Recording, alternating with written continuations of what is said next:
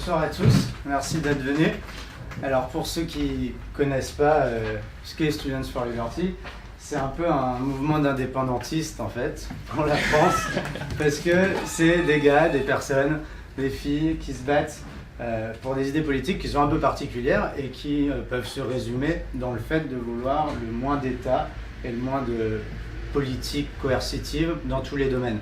Donc on navigue de sujets très différents, la lutte contre la surveillance de masse, à la légalisation des drogues, à je sais pas, l'ouverture de la PMA, GPA, ne pas définir dans la loi ce qu'est le mariage, simplifier, voire supprimer le code du travail, des choses un peu radicales.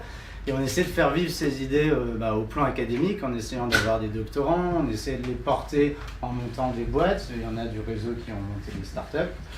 Et puis on essaie de le faire dans le milieu étudiant particulièrement en organisant des événements comme ce soir, des conférences ou des ateliers, puis aussi en essayant d'écrire des articles, des vidéos. Et l'indépendantisme, c'est un sujet qui nous tient à cœur parce que, voilà, comme je le disais, c'est pas seulement une blague, on est un peu des indépendantistes parce que l'idée c'est de dire, voilà, quand on a un problème dans la vie, comment est-ce qu'on peut le résoudre avec des gens qui nous entourent et est-ce qu'on est forcément obligé d'attendre que l'État s'en occupe ou qu'une collectivité s'en occupe et comment est-ce qu'on peut essayer de vivre ensemble, de créer une structure sociale un peu autonome et volontaire. Et dans le débat public institutionnel, qui est beaucoup plus complexe que ces grandes idées, on a des mouvements autonomistes, indépendantistes auxquels on s'intéresse. Fergan, à qui je vais céder la parole juste après, a beaucoup écrit dans Slate récemment sur le mouvement catalan. Et voilà, c'est quelque chose, encore une fois, qui nous intrigue, qui nous parle. On aime bien aussi des projets comme le Liberland, comme le Seasteading Institute, ou les projets d'État crypto-État avec des crypto-monnaies. Parce que ce qui nous intéresse, c'est au-delà de diffuser des idées ou de se morfondre parce qu'il y a trop d'impôts, je ne sais pas quoi, c'est de les vivre concrètement et d'essayer de monter, là aujourd'hui, des structures pour vivre autrement. Donc merci à tous d'être venus et j'espère que vous allez passer une bonne soirée. Fergan. Alors merci Christophe, alors bonsoir à tous. Donc le sujet de ce soir, la République doit-elle rester une et indivisible? Si on me pose cette question aujourd'hui, c'est en raison du contexte notamment politique européen où l'on observe l'émergence de mouvements qui remettent en question des États-nations qui, dans certains pays, ont parfois pu paraître évidents, la légitimité qui paraissait évidente, et on voulait savoir un petit peu où la France se situait dans tout ce contexte politique de remise en question de l'État-nation, par exemple au Royaume-Uni, en Espagne avec la question catalane, en Italie avec les mouvements autonomistes, sachant que la France est quand même un cas assez particulier puisque c'est un des États les plus centralisés d'Europe, et la tradition jacobine semble quelque part bénéficier d'un certain consensus dans la classe politique, sauf si l'on considère la récente victoire des nationalistes corses notamment. Donc pour répondre à cette question, on va donc dérouler cette conférence en trois parties. On va répondre à plusieurs questions. La première partie s'intitule « La tradition jacobine française est-elle indépassable ?» La deuxième, les mouvements autonomistes monastiques, les espaces de solidarité établis. Et enfin, troisième partie, les aspirations autonomistes sont-elles compatibles avec les défis de la mondialisation? Donc pour répondre à cette question, trois invités normalement, mais le troisième est un peu en retard, donc on va commencer par présenter les deux ici présents. Donc merci d'être venu, monsieur Paul-André Colombani, excusez-moi. Donc vous êtes député Corse du Sud. Et enfin, Christian Michel, auteur et entrepreneur libéral. Et donc, nous attendons aussi un troisième qui arrivera en retard, M. Paul Molac, qui est député de la Bretagne. On va commencer donc sans plus tarder. Je vous propose, si vous voulez bien, de répondre donc à la première partie avec un temps de parole, on va dire 5 minutes chacun, pour développer vos arguments et ensuite éventuellement répondre aux arguments des uns et des autres, si ça convient. Si vous voulez bien commencer, monsieur. Oui, c'est le privilège de l'âge sur le privilège du statut de député. Moi, je vais bien commencer. D'abord, il y a une petite précision à apporter, c'est que la République n'est pas une et indivisible. Ça, c'était la Constitution de 1791 qui disait que le royaume était uni et indivisible, et ça a été repris en 1793, mais dans la Constitution d'aujourd'hui, la République est indivisible. Elle n'est pas une parce qu'on accepte toute la diversité qui peut se trouver à l'intérieur de la République. Et elle est indivisible, elle est laïque, elle est démocrate et elle est sociale. C'est le premier article de la Constitution. Mais ça ne veut pas dire que ce principe s'applique en dehors de la France. Les constitutions ne concernent que les habitants du pays qui ont cette constitution.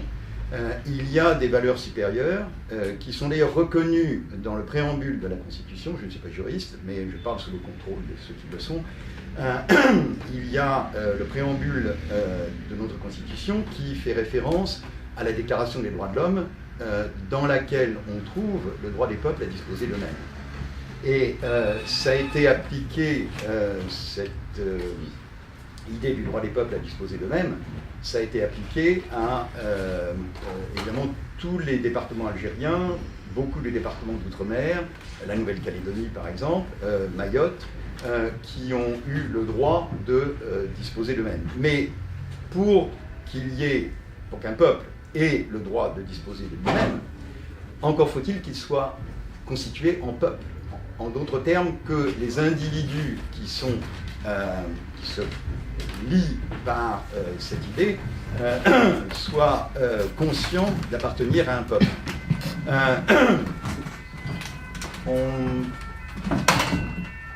Tu veux qu'on s'arrête là, ou qu'on fasse cette présentation, ou on continue et on reprend après?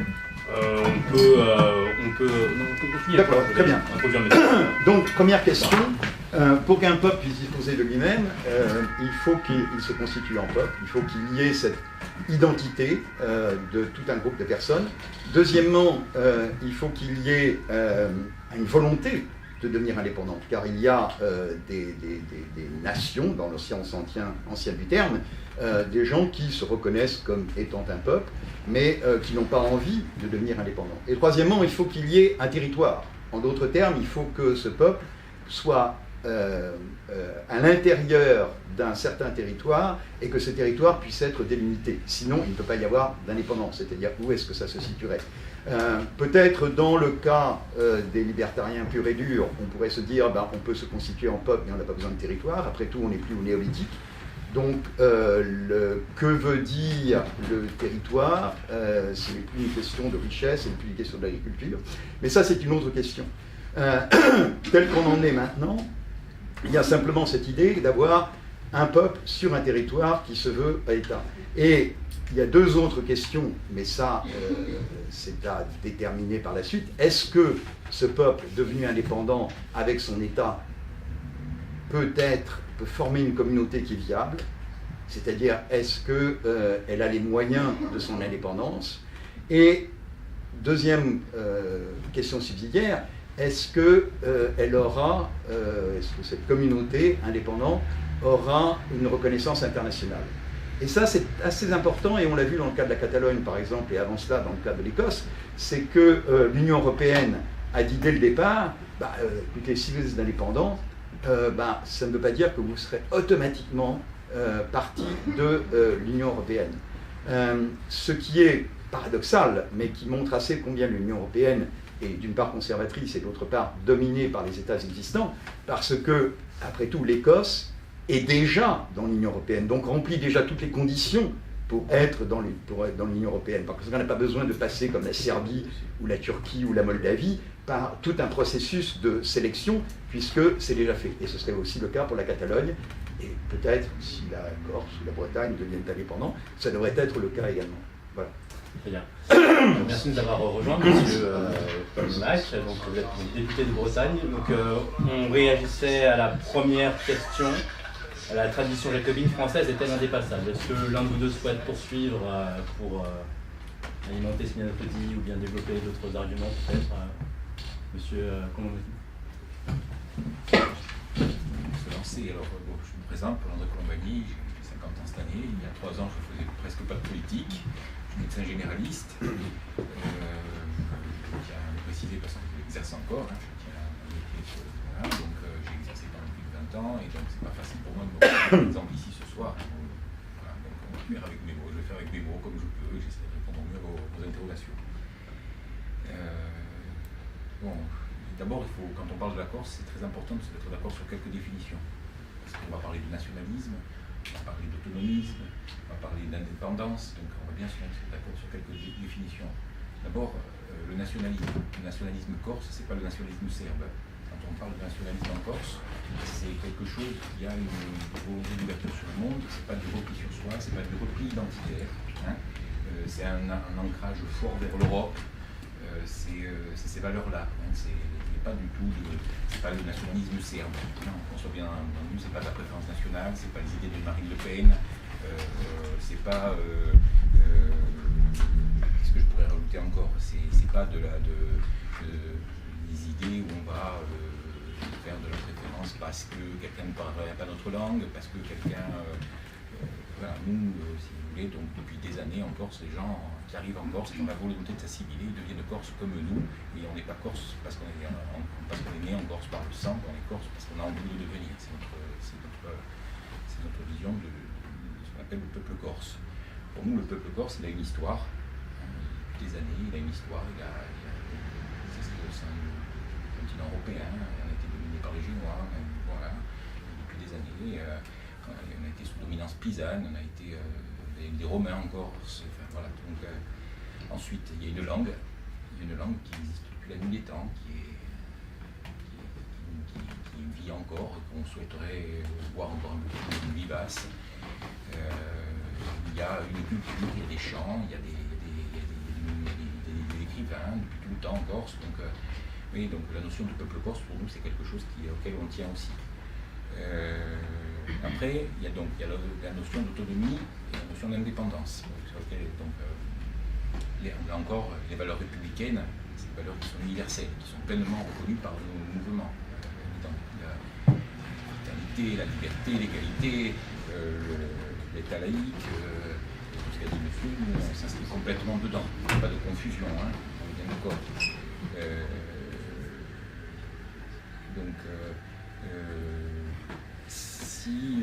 Si les Corses ont choisi une voie différente, si la majorité des Corses nous ont rejoints ces dernières années, donc il faut refaire un peu l'historique. Depuis 2014, les choses ont basculé en Corse. Depuis 2014, il y avait des mouvements qui pensaient qu'on pouvait avancer qu'avec la violence, et qui étaient représentés entre autres par le FLNC, que vous avez entendu parler. Et on a eu des heures sombres, des choses graves qui se sont passées en Corse, il y a eu des morts. Voilà. Donc certaines de ces organisations ont décidé de renoncer à la violence, ce qui a permis l'union des différentes familles, les différents composants de familles nationalistes. Donc dans les nationalistes, il y a des autonomistes maintenant et des indépendantistes qui sont alliés. Les autonomistes souhaitent inscrire la Corse dans la Constitution et trouver sa place dans la Constitution. Les indépendantistes, eux, sont par définition pour l'indépendance, pour couper les liens avec la France et pouvoir administrer probablement au sein de l'Europe la Corse.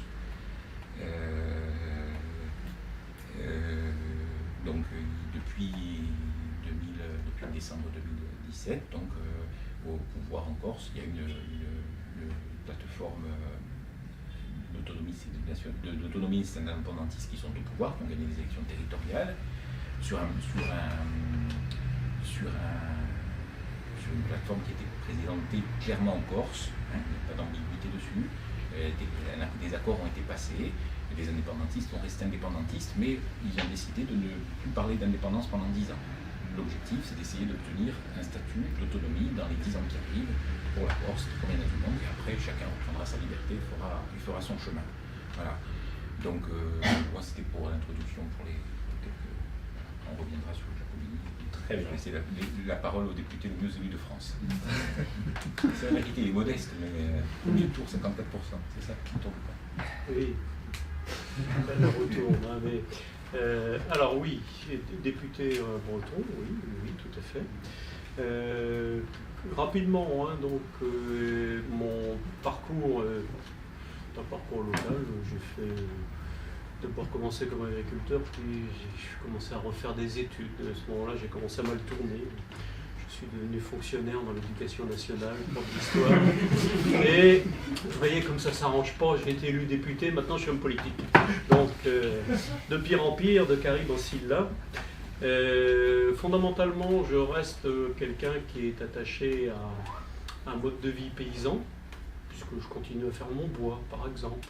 Parce que j'ai eu une semaine dans l'année en tant que parlementaire où on est à peu près tranquille, ça s'appelle la trêve des confiseurs.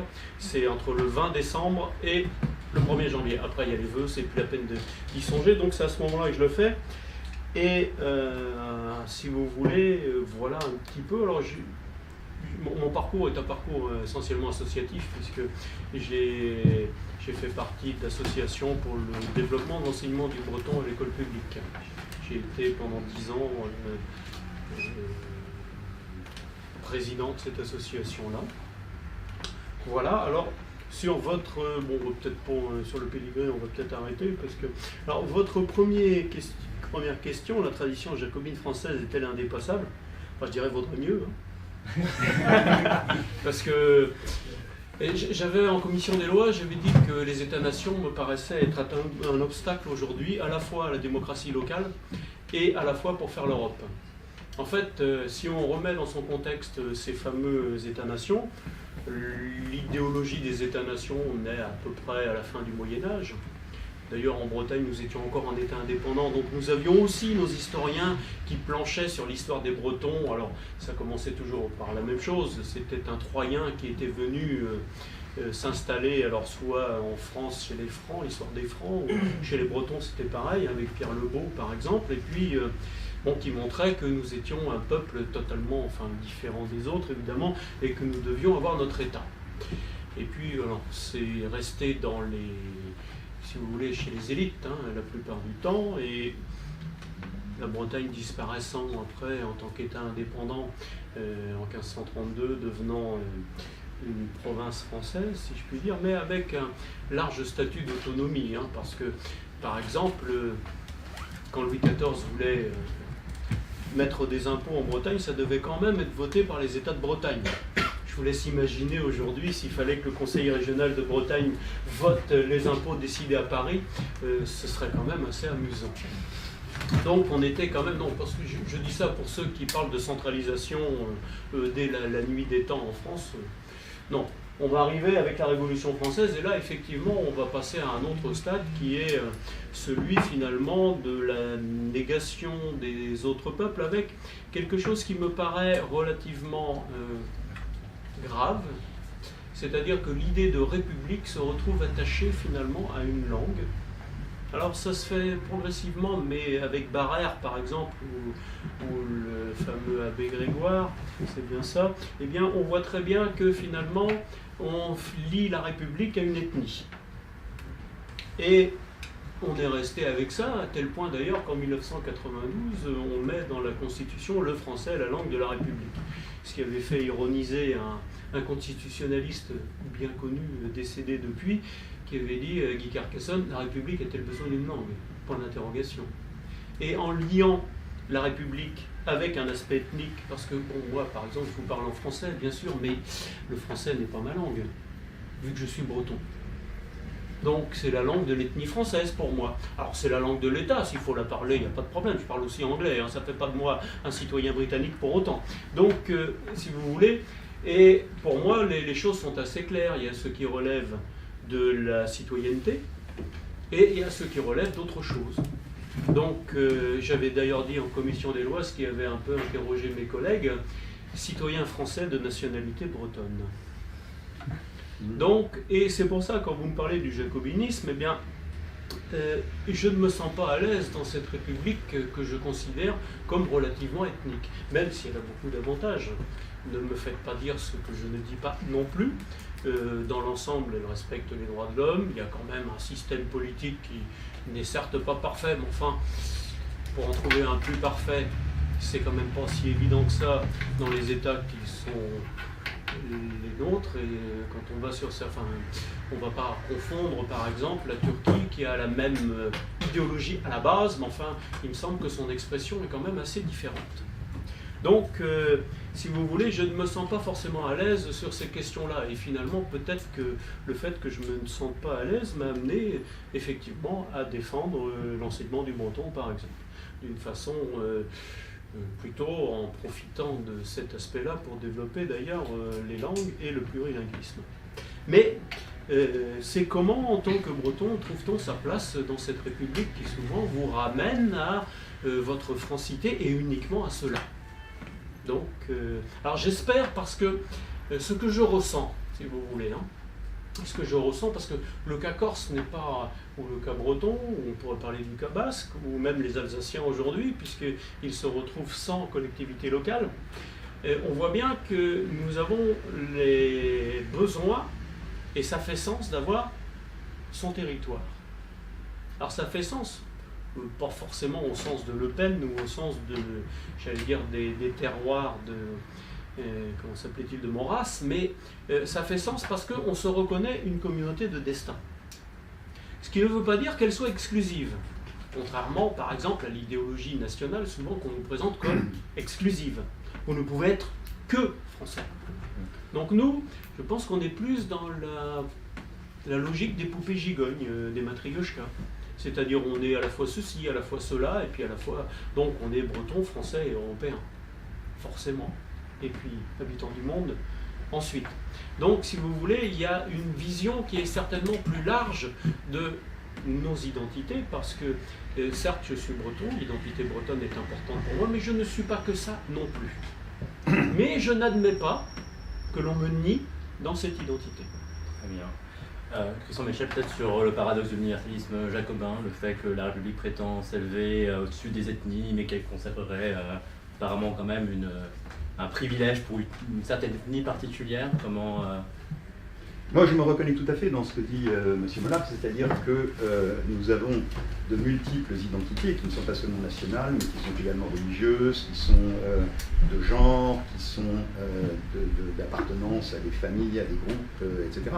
Et la République a tendu à nier tout ça, vraisemblablement dans une optique militaire. C'est-à-dire que lorsqu'il y a une guerre, menace de guerre, on n'a qu'une seule dimension. On est le citoyen. Tout le reste s'efface, qu'on soit banquier, qu'on soit bouddhiste, qu'on soit végétarien, qu'on soit, etc. Tout doit disparaître derrière l'uniforme. On n'est plus dans ce monde-là, heureusement, et je pense qu'il faut récupérer en quelque sorte toute cette multiplicité d'identités. La seule chose que la République peut apporter, c'est une situation juridique qui reconnaît à tout le monde des droits identiques. Et pas une égalité de droits, je n'aime pas tellement l'expression parce que ça voudrait pouvoir dire qu'on peut mesurer en quelque sorte les droits. Mais c'est une question qualitative, c'est pourquoi je parle plutôt d'identité de droit, c'est-à-dire que quelle que soit la personne où elle se trouve, etc., elle a des droits qui sont identiques à ceux que possèdent tous les autres dans ce même espace. Mais en fait, l'idéal des droits de l'homme, l'idéal des droits humains, c'est que ces droits sont identiques pour tout le monde. C'est-à-dire qu'on se retrouve à Rio de Janeiro, on se retrouve à Tokyo, on se retrouve à Moscou, on devrait bénéficier exactement des mêmes droits que auraient les gens qui sont locaux, c'est-à-dire n'être pas agressé, n'être pas volé, n'être pas trompé, en quelque sorte, pouvoir vivre en sécurité. Très bien. Monsieur Colombani, vous... C'est sûr que maintenant, comment dire, donc nous, par rapport un peu à l'historique, quand la Corse est devenue française en 1768, il y avait déjà un État en Corse. À ce moment-là, c'est la France qui a acheté le droit de souveraineté à Gênes. Et donc ça aussi, c'est une petite notion historique qu'il faut rappeler. Il y avait déjà une constitution qui était mise en place par Pascal Pau. Il y avait une monnaie à l'époque, il y avait une assemblée, il y avait des femmes qui avaient un droit de vote. Et à ce moment-là, c'était Pascal Paoli à l'époque, qui était le grand homme de Corse, si vous voulez, avait mis tout ça en place. Voyez, donc Ça, c'est le premier niveau d'incompréhension qu'il y a au niveau historique avec la Corse et avec la France, si vous voulez. Donc nous, après, on se retrouve dans cet état jacobin, où on a imaginé à un moment aussi faire des départements carrés. C'est quoi, c'est la BCE, c'est 1990. Vous retrouvez encore les cartes, hein, vous ne devez pas tenir compte de 18 lieux de côté, si mes souvenirs sont bons, et donc voilà. Et donc, voilà, déjà à l'époque. Déjà à l'époque, donc en fait, et si vous voulez, nous, bon an mal an, en fait, on a développé un petit peu le mauvais côté du jacobinisme encore. C'est peut-être pour ça aujourd'hui que les Corses ne trouvent plus leur compte et qu'il y a une volonté un petit peu d'aller vers autre chose. Quand on dit aller vers autre chose, on ne fait que demander quelque chose qui est naturel en Europe. Si on regarde à 12 km de chez nous, vous avez la Sardaigne qui est autonome au sein de la République italienne depuis plus de 50 ans. Et pour les gens qui connaissent la Corse, les trajets au niveau économique se sont croisés avec la Sardaigne. La Sardaigne manquait de tout, les Sardes immigrants en Corse jusqu'à il y a une petite trentaine d'années. Et là, bon, il n'y a pas encore l'immigration de l'autre côté, mais si vous voulez, ils ont su, avec l'Europe, attirer tous les crédits européens, profiter de la main européenne, tout un tas de choses que nous, avec nos manettes, on n'a pas su l'utiliser. Donc, on aimerait avoir, quand on dit qu'on est contre ce jacobinisme, c'est qu'on aimerait avoir des outils dimensionnés pour pouvoir prendre en main notre destin, un peu plus que ce qu'on est autorisé aujourd'hui, hein, et ce que les différents statuts, même si on a un statut actuellement au jour d'aujourd'hui qui est un peu différent du reste du commun des régions, ne nous permet pas. Quoi. Je veux dire, tout le monde est d'accord, que ce soit le gouvernement, la droite, la gauche en Corse, pour dire que ce statut ne fonctionne pas aujourd'hui, que c'est à l'arrêt, qu'il faut changer. Ouais, vous parliez en fait des droits, et je pensais effectivement aux droits de l'homme en premier. Donc on a bien vu que cette histoire des droits de l'homme commence un peu par des droits, je dirais, on pourrait presque prendre les 10 commandements, parce qu'on pourrait commencer là, tu ne tueras point, donc on te reconnaît la possibilité de vivre. Et puis petit à petit, on arrive en 1789, si je me souviens bien, mais enfin, il y avait déjà eu les déclarations, effectivement, celle qui est dans la Constitution corse et celle des États-Unis, et qui amène à ce qu'on définisse un certain nombre de droits politiques. Et petit à petit, finalement, on a défini ensuite d'autres droits de l'homme. Et finalement, on arrive aujourd'hui, je dirais, aux droits culturels. Et c'est là où la vision française a tendance à... Eh bien, il a du mal à s'adapter, et le droit a du mal à s'adapter, parce que, effectivement, vu qu'on ne veut pas reconnaître de minorité, ce qui nous pose un problème, parce que comment faire des politiques qui s'adressent à certaines minorités, par exemple sur le plan médical, puisqu'on sait bien que certaines minorités ont des habitudes alimentaires qui font qu'ils vont avoir des maladies qui ne seront pas les mêmes que ceux de d'autres. Bon, ça, on ne peut pas le faire en France, par exemple. On ne peut pas avoir des statistiques là-dessus. Enfin, je dis ça parce que c'est un aspect très concret. Mais je pense évidemment à l'aspect culturel, où quelquefois, quand j'ai un peu envie de mettre le débat, je dis, bon, j'appartiens à une minorité qui n'est ni reconnue, ni protégée en France. La minorité bretonne, parce qu'effectivement, elle n'a aucun statut juridique. Et la langue bretonne n'a aucun statut juridique, alors que là, on pourrait donner un statut juridique à la langue bretonne.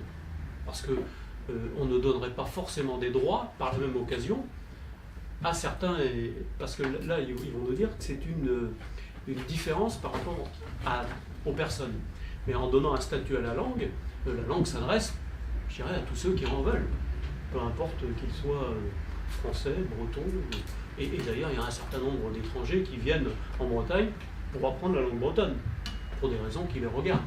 Mais c'est après, oui, on a vu des Japonais, des Hongrois, etc. Quelquefois, certains s'y installent d'ailleurs. Voilà, donc c'est peut-être dans cet aspect-là des droits de l'homme, il y a effectivement cet aspect que nous aimerions pousser plus loin. Et alors, on reviendra peut-être sur les statuts d'autonomie après, parce que c'est vrai que tu en as beaucoup parlé, mais on peut effectivement, moi je suis plutôt un fédéraliste, effectivement. Un autonomiste, pas dans le sens indépendantiste.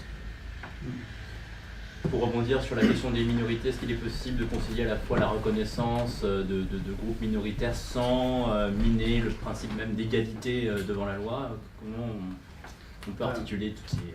Non, on ne peut pas. C'est-à-dire à partir du moment où on reconnaît un statut à une minorité, il n'y a plus d'identité de droit entre les êtres humains. Et personnellement, je n'ai aucune sympathie et je n'accorde aucune valeur à la religion, la nation, l'ethnie, le sexe, toutes les différences qu'il peut y avoir, les langues, les cultures, etc. Pour moi, ça n'a absolument aucune valeur. La seule chose qui compte, ce sont les personnes humaines. Et si quelqu'un me dit « c'est important pour moi de parler breton, c'est important pour moi d'être musulman, c'est important pour moi de me reconnaître comme héritier de telle ou telle tradition et pratiquer tel et tel rite, etc. » À ce moment-là, je dis d'accord. Mais pas parce que les traditions elles-mêmes, les langues elles-mêmes ou les cultures ont une valeur en elles-mêmes, mais parce que les individus, les personnes qui souhaitent les pratiquer, leur confèrent cette valeur. Et si plus personne ne veut parler un jour le breton ou je ne sais pas quelle langue, il y a des langues qui disparaissent, etc., bah, très bien, tant pis. Mais on ne va pas forcer l'apprentissage du breton à des gens qui ne veulent pas parler breton, ou du basque, ou de n'importe quelle autre langue, ou de n'importe quelle religion, ou de n'importe quelle tradition. Donc je crois que ce qui réconcilie en quelque sorte les droits humains avec la pratique des pratiques minoritaires au sein d'une république, au sein d'un groupe, etc., c'est simplement parce qu'il y a des gens qui veulent les pratiquer. Alors oui, la demande sociale, effectivement, ça a une importance, hein. On est bien d'accord. Cependant, on m'oblige bien, moi, à parler français. Et dans ma scolarité, je n'ai eu que le droit au français, point. Et éventuellement à une langue étrangère. Mais pas au breton, ni au gallo d'ailleurs, qui est une autre langue d'oïl de la partie est de la Bretagne. Donc c'est là où cette égalité me paraît factice. Parce que quand vous êtes de l'ethnie française, on vous apprend votre langue, on vous apprend votre histoire, etc. Quand vous êtes un petit breton, il faudra vous démerder par vous-même. Et c'est là où, finalement, je trouve que la notion d'égalité est un peu un marché de dupes. On me dit, t'es égal parce que t'as le droit d'être français comme les autres. Oui, mais enfin, je peux aussi avoir le droit d'être moi-même, non? Donc si vous voulez, c'est pour ça que ça... je pense qu'au contraire, par rapport à cela, il faudrait trouver quelque chose qui puisse nous permettre effectivement de nous rassembler. Et c'est pour ça que je ne suis pas... le nationalisme, souvent, me fatigue parce que je ne peux pas comprendre qu'on définisse quelqu'un uniquement par sa citoyenneté ou par son ethnie ou par quoi que ce soit. Ça m'est étranger et je trouve que c'est réducteur. Pour autant, comme je vous disais tout à l'heure, je ne veux pas qu'on m'y dans là-dedans. Pour ça. Donc je pense qu'il faut qu'on cherche quelque chose qui puisse nous permettre effectivement de reconnaître et de vivre ensemble. Très bien. Monsieur Combani, sur la langue, vous savez, vous disiez, il ne faut pas contraindre, mais bon, il y a une génération ou deux encore, on contraignait les gens à apprendre le français obligatoirement en Corse. On déniait le droit. En Bretagne, c'était pareil aussi. Il y a eu des pratiques. Voilà, avec toutes les pratiques. Voilà. Et puis, j'ai remplacé en ce moment un cabinet médical qui est alsacien, qui m'a dit, moi, j'étais dans mon village au fin fond d'Alsace et j'ai appris à parler français quand je suis arrivé au CP. Et tout le monde se foutait de moi, rigolait, parce que je n'étais pas capable d'aligner deux mots en français. Vous voyez, donc ça, c'est des pratiques aussi, donc plutôt dans le sens public. Nous, on doit tolérer. Moi, dans ma vision des choses, celui qui arrive en Corse, s'il a envie de parler corse, c'est très bien. S'il n'a pas envie de parler corse, s'il n'a pas envie d'écrire en Corse, il est libre de faire ce qu'il veut. Mais je dirais que c'est plus incriminer le régime de l'éducation nationale que de dire qu'il faudrait qu'il y ait un enseignement corse spécifique ou un enseignement breton spécifique. C'est-à-dire, il y a des gens qui devraient pouvoir demander à avoir leur programme scolaire dans la langue qu'ils souhaitent. Et cette idée qu'il y a un monopole qui impose le même programme partout me paraît une idée qui précisément nie ce que je disais tout à l'heure, c'est-à-dire la possibilité de choix des personnes. À ce moment-là, il pourrait y avoir des écoles bretonnes, il pourrait y avoir des écoles corses, il pourrait y avoir des écoles dans la langue dont vous parliez, etc. Mais je crois que au bout du compte, c'est dans l'intérêt des parents et c'est de bonne pratique que de se dire, s'il y a une population majoritaire qui parle une certaine langue, les enfants ont un avantage à connaître cette langue parce que ça permet une progression sociale beaucoup plus aisée. Sinon, ils sont cantonnés dans leur petit village. Voilà. Mais qu'on apprenne le français comme langue secondaire, un petit peu comme les Sénégalais l'apprenaient après le Wolof ou les Algériens l'apprenaient après l'arabe, c'est très bien. Et en fait, il y a des grands auteurs sénégalais et des grands auteurs algériens qui sont parfaitement bilingues, qui écrivent d'ailleurs splendidement en français. Mais comment dire, pour nous, la liberté de choix est primordiale. La liberté de choix, elle est fondamentale. La liberté de choix, on ne doit pas imposer. Voilà. Maintenant, le bilinguisme, la co-officialité, si vous voulez, c'est des notions qui ne doivent plus faire peur non plus. C'est en France qu'on a peur de ça. Et moi, si on regarde ce qui se passe à quelques kilomètres des frontières, au Luxembourg, il y a 3 langues qui vont, c'est plus petit que ma circonscription, il y a 3 langues qui cohabitent. Parce qu'il y a 50 ans, on pourrait penser que l'enseignement de langue, ça pouvait retarder l'école, tout ça. Mais bon, là maintenant, au niveau scientifique, tout le monde sait que plus on parle de langue tôt, plus on les connaît plus tard et mieux on se développe. Et puis après, c'est un atout aussi pour se développer. Les Alsaciens vous disent encore que la langue, c'est un atout pour aller travailler en Allemagne, pour se développer, pour apprendre l'anglais aussi. Vous voyez, nous en Corse, ça nous aide à traverser la frontière, ça nous aide d'aller, quand on va vers l'Italie ou quand on va vers la Sardaigne, souvent on n'a pas eu, même sans apprendre l'italien à l'école, on sait se faire comprendre et c'est un atout pour nous. Quoi. Je veux dire, c'est dans ce sens-là que pendant longtemps, là encore, à cause des 200 dernières années, on a été coupé de l'arc méditerranéen qui est autour de la Corse, par ce centralisme français, si vous voulez. Hein. Mais nous, on voudrait développer, même au niveau économique, des relations nouvelles avec la Sardaigne, avec l'Espagne, et donc voilà, et on veut s'ouvrir, et notre langue, c'est un atout pour aller vers l'extérieur aussi. Alors, là, on peut distinguer 2 choses quand même, qui est celle des adultes et ce qui est du système éducatif. Parce que moi, je n'ai pas envie non plus qu'on m'empêche d'apprendre le français ou de le parler. Vous comprenez bien. Donc, moi, je rêverais d'un système éducatif qui soit évidemment beaucoup plus avancé sur les langues. Et déjà qu'on commence par du bilinguisme à base régionale, avec du breton, du français chez nous, mais qu'ensuite, très très rapidement, on amène 1 ou 2 langues étrangères et qu'on commence aussi à enseigner des matières dans ces langues-là. Ce qui nous permettrait d'avoir des gens qui sortent parfois avec le bac, qui pourraient déjà maîtriser facilement 4 langues. Alors, c'est le cas dans les filières bilingues en Bretagne, en gros. Hein, les gens qui sortent, que ce soit les écoles associatives d'Iman ou que ce soit dans l'enseignement public catholique, un bon nombre de ceux qui sortent en terminale sont en fait quadrilingues. Alors, ils parlent breton, ils parlent français, ils parlent anglais, et souvent espagnol ou allemand, puisque bon, le problème après c'est la formation des enseignants, tout ça, c'est pas simple à mettre en place, mais ils sont effectivement quadrilingues pour une bonne partie d'entre eux. Donc ça me semble être important parce que, comme je disais tout à l'heure, je ne renonce pas à ce que je suis, mais je ne renonce pas non plus à être avec les autres. Et c'est là où nous avons quelque chose à imaginer. Très bien. Je me permets d'engager la transition donc vers la seconde partie, on aura peut-être l'occasion de revenir sur ces questions-là. L'une des objections régulièrement adressées aux mouvements autonomistes, régionalistes et indépendantistes, de manière au sens large, c'est la question de la solidarité. C'est-à-dire qu'on reproche souvent, notamment la Catalogne, qui est une région très riche, de ne pas vouloir payer pour les autres régions un peu plus pauvres. Donc comment articuler là encore cette préoccupation entre solidarité d'une population et désir de subsidiarité, d'indépendance? Est-ce que vous voulez commencer peut-être, Monsieur Colombani, sur la solidarité? Quand on est riche comme la Catalogne, on oppose le fait qu'on ne peut pas être solidaire. Et quand on est pauvre comme la Corse, les mêmes nous opposent que comme on est trop pauvre, on ne peut pas être indépendant, vous voyez ce que je veux dire, ou autonome. Entre les deux, oui, donc bon, la vérité ni d'un côté ni de l'autre, forcément. Il y a des dans notre vision, encore en Corse, quand on revendique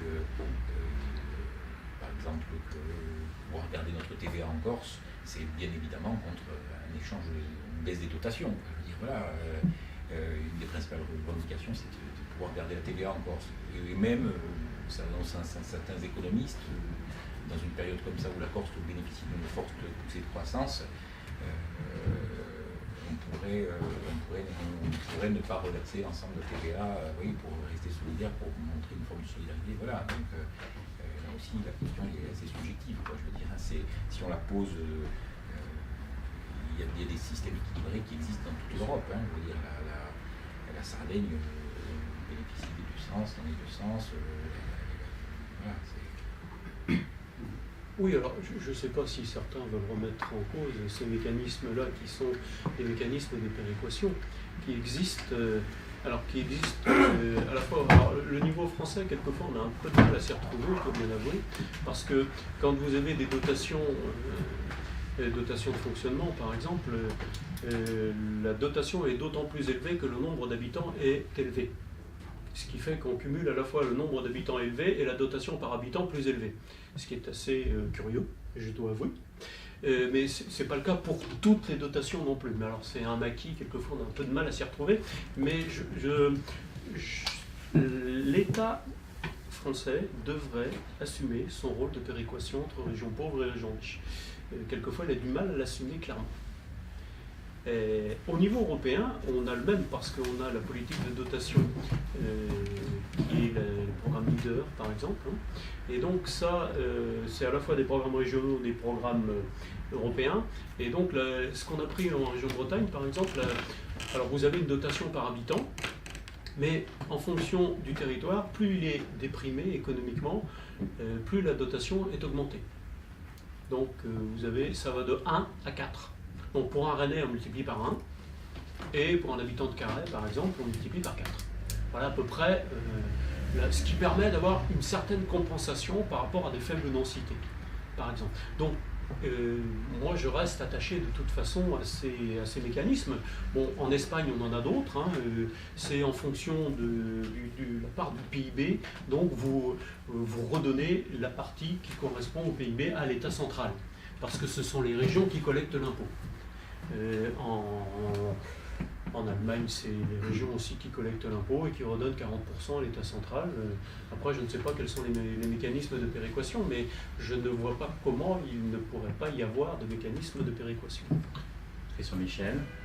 Solidarité. Oui. Solidarité, effectivement, je pense que si les Français continentaux étaient cohérents, ils réclameraient l'indépendance de la Corse. En disant, ouf, on se débarrasse d'un poids lourd et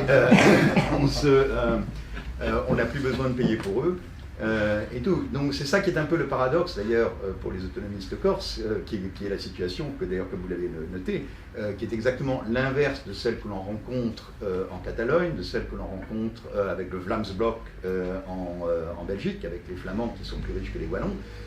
Ou que l'on trouvait autrefois quand elle était autonomiste avec la Lega Norte qui pensait qu'il n'y a aucune raison que la Padanie, comme il l'appelait, c'est-à-dire enfin le nord de l'Italie qui est le plus prospère, qui a en fait un produit intérieur brut qui est supérieur à la moyenne européenne, paye pour tous ces feignants du Sud qui ont un produit intérieur brut qui est très inférieur à la moyenne de l'Union européenne. Donc on a une situation qui est un peu paradoxale. L'Écosse d'ailleurs était en fait est passée par les deux stades, c'est-à-dire qu'au moment où elle commençait à réclamer son indépendance, le pétrole était très élevé et on pensait qu'il y avait des réserves de pétrole qui étaient abondantes. Et puis finalement, quand le processus est arrivé au moment du référendum, après de longues négociations, etc., il se trouve que le prix du pétrole était bas, que les réserves étaient quasiment épuisées, et donc que les Écossais se disaient c'est peut-être pas tellement une bonne idée que de demander notre indépendance maintenant.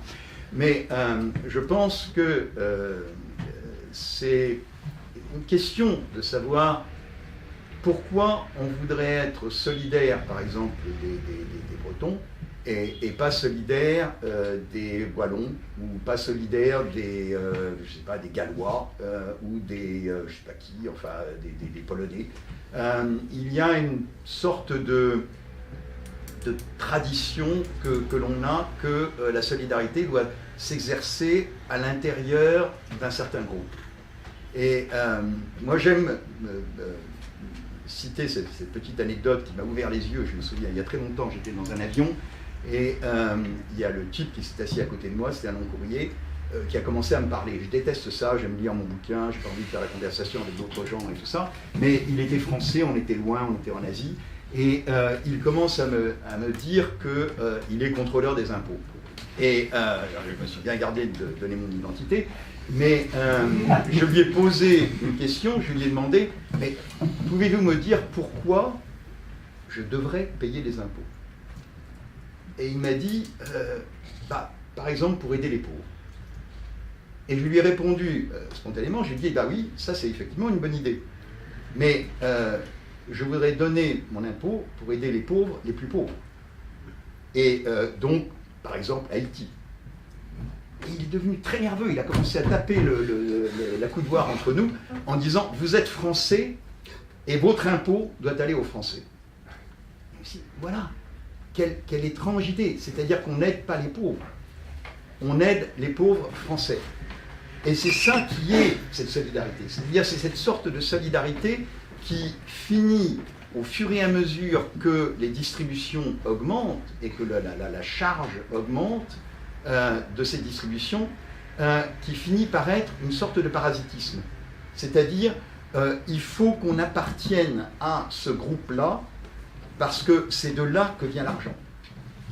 Et c'est d'ailleurs une des questions que se pose l'Union européenne, c'est-à-dire qu'il y a des tas de pays qui se sont ralliés assez récemment à l'Union européenne, qui ont intégré l'Union européenne, pas du tout parce qu'ils avaient une mentalité européenne, qu'ils se sentaient européens, on le voit bien d'ailleurs, leur réaction en Pologne, en Hongrie ou ailleurs, mais simplement parce qu'il y a la manne de Bruxelles. Donc la solidarité européenne fait que, ils sont à la réception de tout cet argent que déverse Bruxelles. Mais ils ne se sentent pas européens. Peut-être. Bien entendu.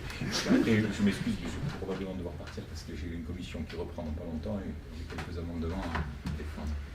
Non, pour la caricature, c'est vrai que si on regarde à l'instant T aujourd'hui, si on doit faire un solde aujourd'hui, la Corse est sous-développée par rapport à beaucoup d'autres régions et la France amène beaucoup d'argent.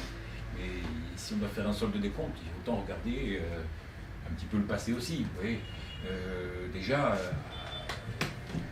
200 ans, la Corse n'était pas, quand la France n'était pas là, la Corse ne faisait pas partie des régions les plus pauvres d'Europe. Tous les recensements qui ont été faits à l'époque montraient qu'il n'y avait pas de famine en Corse, les campagnes étaient bien développées, enfin comme largement dans la moyenne de ce qui se passait sur le continent européen. Après, il y a eu une politique de la France aussi en Corse qui nous a mis aussi dans cet état-là.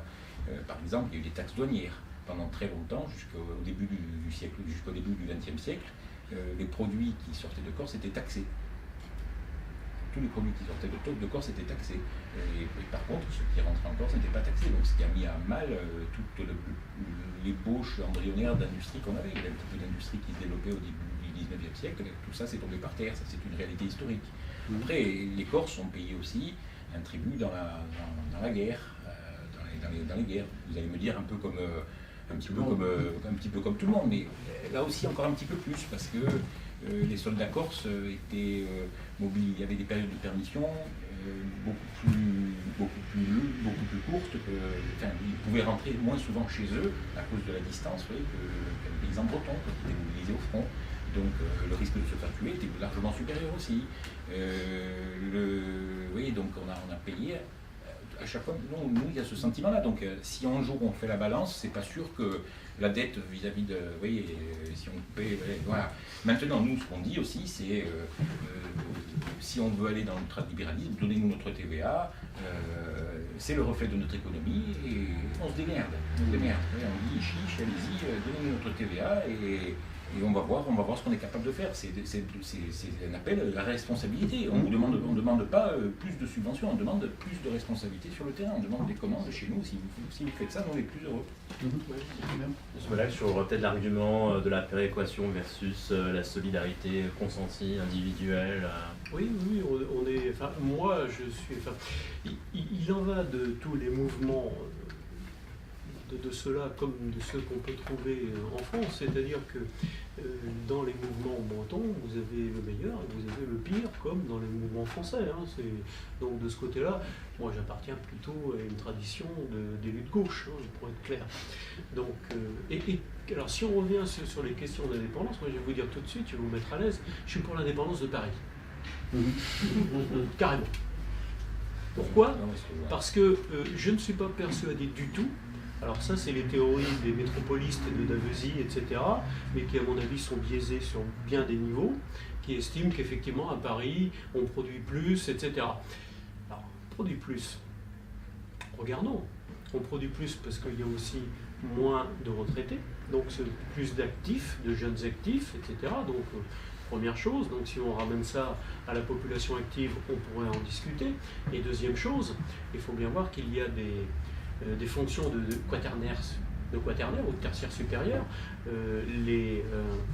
par exemple les sièges sociaux d'entreprise, mais la production elle est faite où aujourd'hui?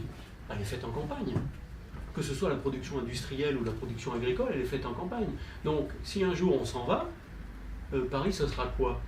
Elle pourra toujours avoir son tertiaire supérieur, mais si on ne maîtrise pas toute la chaîne, eh bien finalement, on ne maîtrise rien. Donc, je suis pas, si vous voulez, moi je suis pas un indépendantiste, hein, mais si vous nous dites c'est le jacobinisme ou l'indépendance, dans ce cas-là, je prends l'indépendance.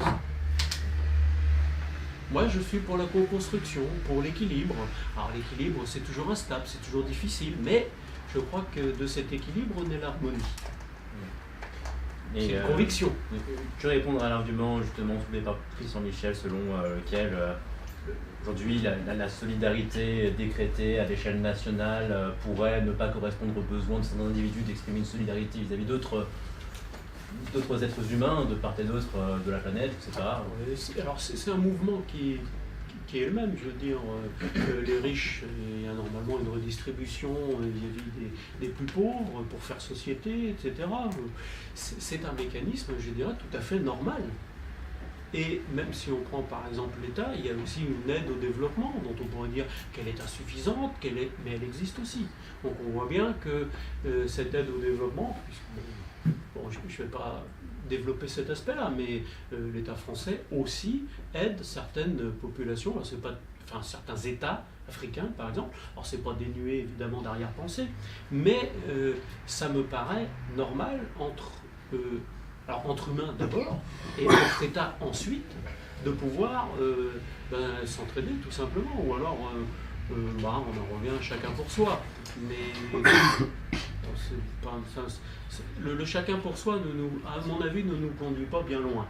On l'a déjà vu, historiquement, fermer ses frontières, ça nous a quand même amené à des conflagrations européennes de premier plan. La Première Guerre mondiale et la Deuxième Guerre mondiale. Et je crois que... Alors, le problème, c'est que j'appartiens à une génération, je suis né dans les années 60, je suis désolé, je suis un peu vieux, bon, c'est comme ça, mais qui a été élevé par des gens qui avaient connu la Seconde Guerre mondiale. Et donc, ils nous ont passé tout un tas de choses, même des expressions, par exemple. C'est toujours ça que les Boches n'auront pas, par exemple, ou ce genre de choses. Mais aussi l'idée que cette guerre-là les avait profondément meurtris et qu'il ne fallait pas recommencer. Donc, quand on voit certaines idées un peu nauséabondes revenir, forcément, moi, ça m'inquiète. Et j'ai toujours cette idée que l'Europe peut très bien voir ressurgir ces vieux démons. C'est pour ça que l'État-nation me fait peur dans certains aspects, parce que avec cette exclusivité, c'est moi ou rien, nous amène finalement à voir l'autre comme un ennemi, alors que c'est nos voisins, tout simplement. Donc je pense qu'ils ont intrinsèquement en eux la volonté de dominer et de ne pas accepter la différence. Et il me semble dangereux. Je vais vous couper, laisser M. Combani. Je vais devoir laisser. Très bien, merci d'avoir pour cette échange.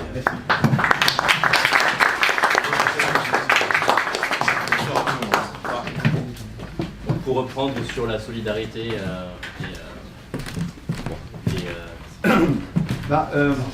je suis d'accord avec M. Mollach sur le danger du nationalisme. En fait, je crois personnellement je ne pourrais pas le démontrer, mais je pense personnellement que le plus grand danger dans le monde aujourd'hui, ça n'est pas le terrorisme, ça n'est pas les conflits entre je sais pas, la Corée ou la prolifération des armes nucléaires en Iran ou ailleurs. Je pense que le véritable conflit, c'est le nationalisme. Parce que les gens ne vont pas mourir pour un point de croissance du PIB ou pour une question de je sais pas, de gros sous, etc. Mais en revanche, il y a quelque chose qui est très ancré dans la psyché de beaucoup d'êtres humains et qu'on peut facilement manipuler, qui est cette idée que les gens sont morts pour ce pays et d'une certaine façon nous sommes prisonniers de ce cimetière. Et par conséquent nous devons nous battre, nous devons maintenir cette idée de la nation. Et quand cette idée de la nation reçoit un bras armé, c'est-à-dire un État qui peut mobiliser, un État qui peut lever l'impôt et construire des armes terrifiantes, à ce moment-là, ça devient très très dangereux parce que qu'est-ce qui peut arrêter cet État? Donc la question qui se pose justement quand on parle d'indépendance, c'est est-ce qu'on ne va pas, d'une certaine façon, multiplier les nationalismes? Donc, au lieu d'en avoir, je ne sais pas, 27 ou 28 en Europe, on en aurait 50 ou 100. Le contre-argument de ça, c'est de se dire, plus ils sont petits, moins ils sont dangereux. Donc, à la limite, ça peut se résumer à des querelles de gangs dans des banlieues ou des choses comme ça. Mais le Luxembourg ne développera jamais la bombe atomique. Par conséquent, c'est difficile de voir quel est l'avantage et vers où on va. Oui, je partage totalement, parce que imaginez-vous ce qui se serait passé en Catalogne, ou ce qui se passerait en Catalogne aujourd'hui, s'ils avaient une armée. Donc on serait dans une guerre avec l'Espagne, donc on aurait là quelque chose qui effectivement défie l'entendement, mais bon, les passions humaines étant ce qu'elles sont, et c'est pour ça que personnellement, je me dis, bon, l'idée de l'État-nation me semble obsolète, parce que aujourd'hui, vous vous rendez compte, si on fait ça, on peut définir 126 nationalités en Europe. Alors donc on fait 126 États aussi, ça risque d'être compliqué à gérer.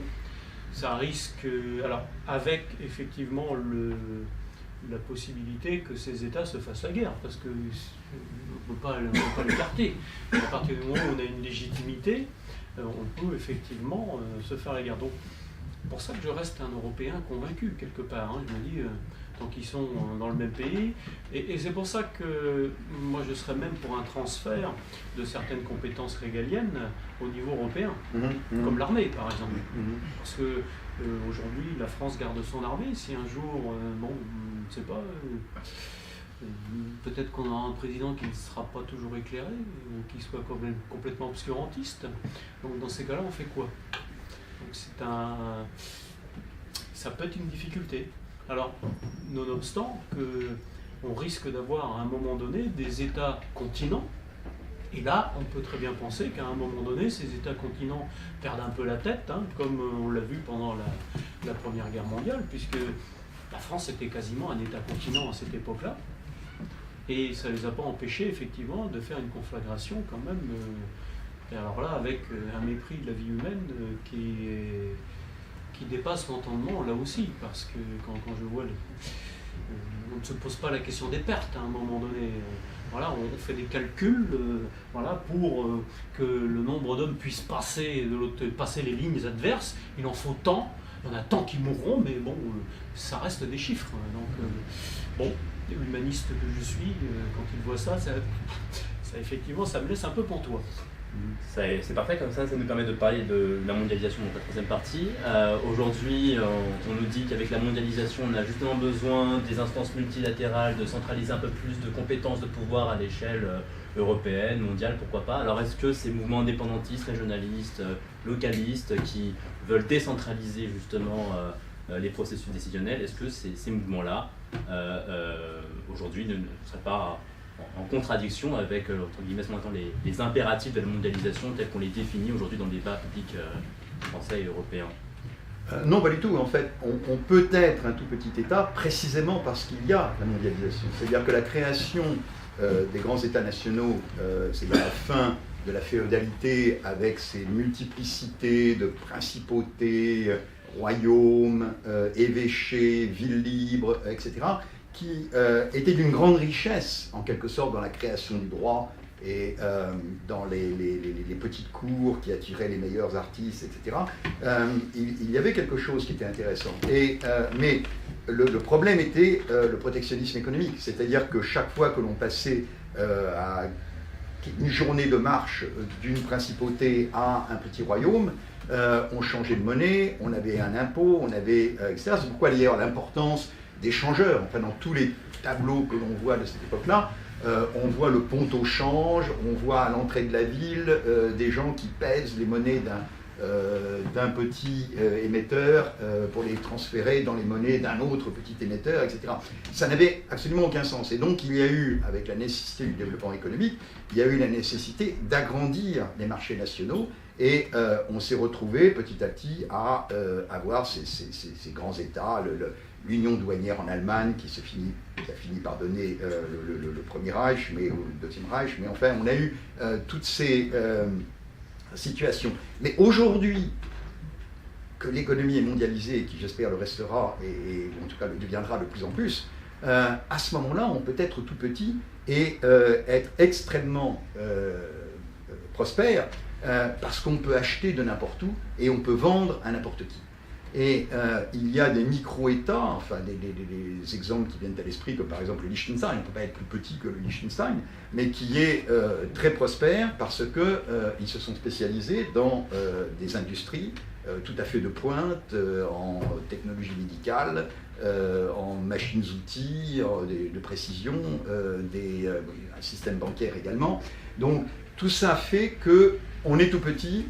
Et néanmoins, on peut acheter des BMW, on peut acheter des Toyota, on peut souscrire à Netflix et tout. Et je crois que ça, c'est très prometteur, à condition que ça s'accompagne d'une circulation des personnes également, et pas seulement une circulation des marchandises, et que ça s'accompagne d'une certaine structure qui permet de régler les différends entre ces petits États et d'autres, et en particulier entre ces petits États et les plus grands États. Ce que devait être en fait l'Organisation mondiale du commerce, qui, à cause du protectionnisme des grands États, de l'Union européenne, du Japon et en particulier des États-Unis, est complètement arrêtée au cycle de Doha. Mais si on peut obtenir ça, c'est-à-dire si on peut obtenir la libre circulation des marchandises et des personnes avec certaines conditions dont on pourra peut-être parler après, à ce moment-là, tant mieux. Soyons Saint-Marin, soyons Andorre, soyons le Liechtenstein, ou la Bretagne, ou la Corse, et même Paris.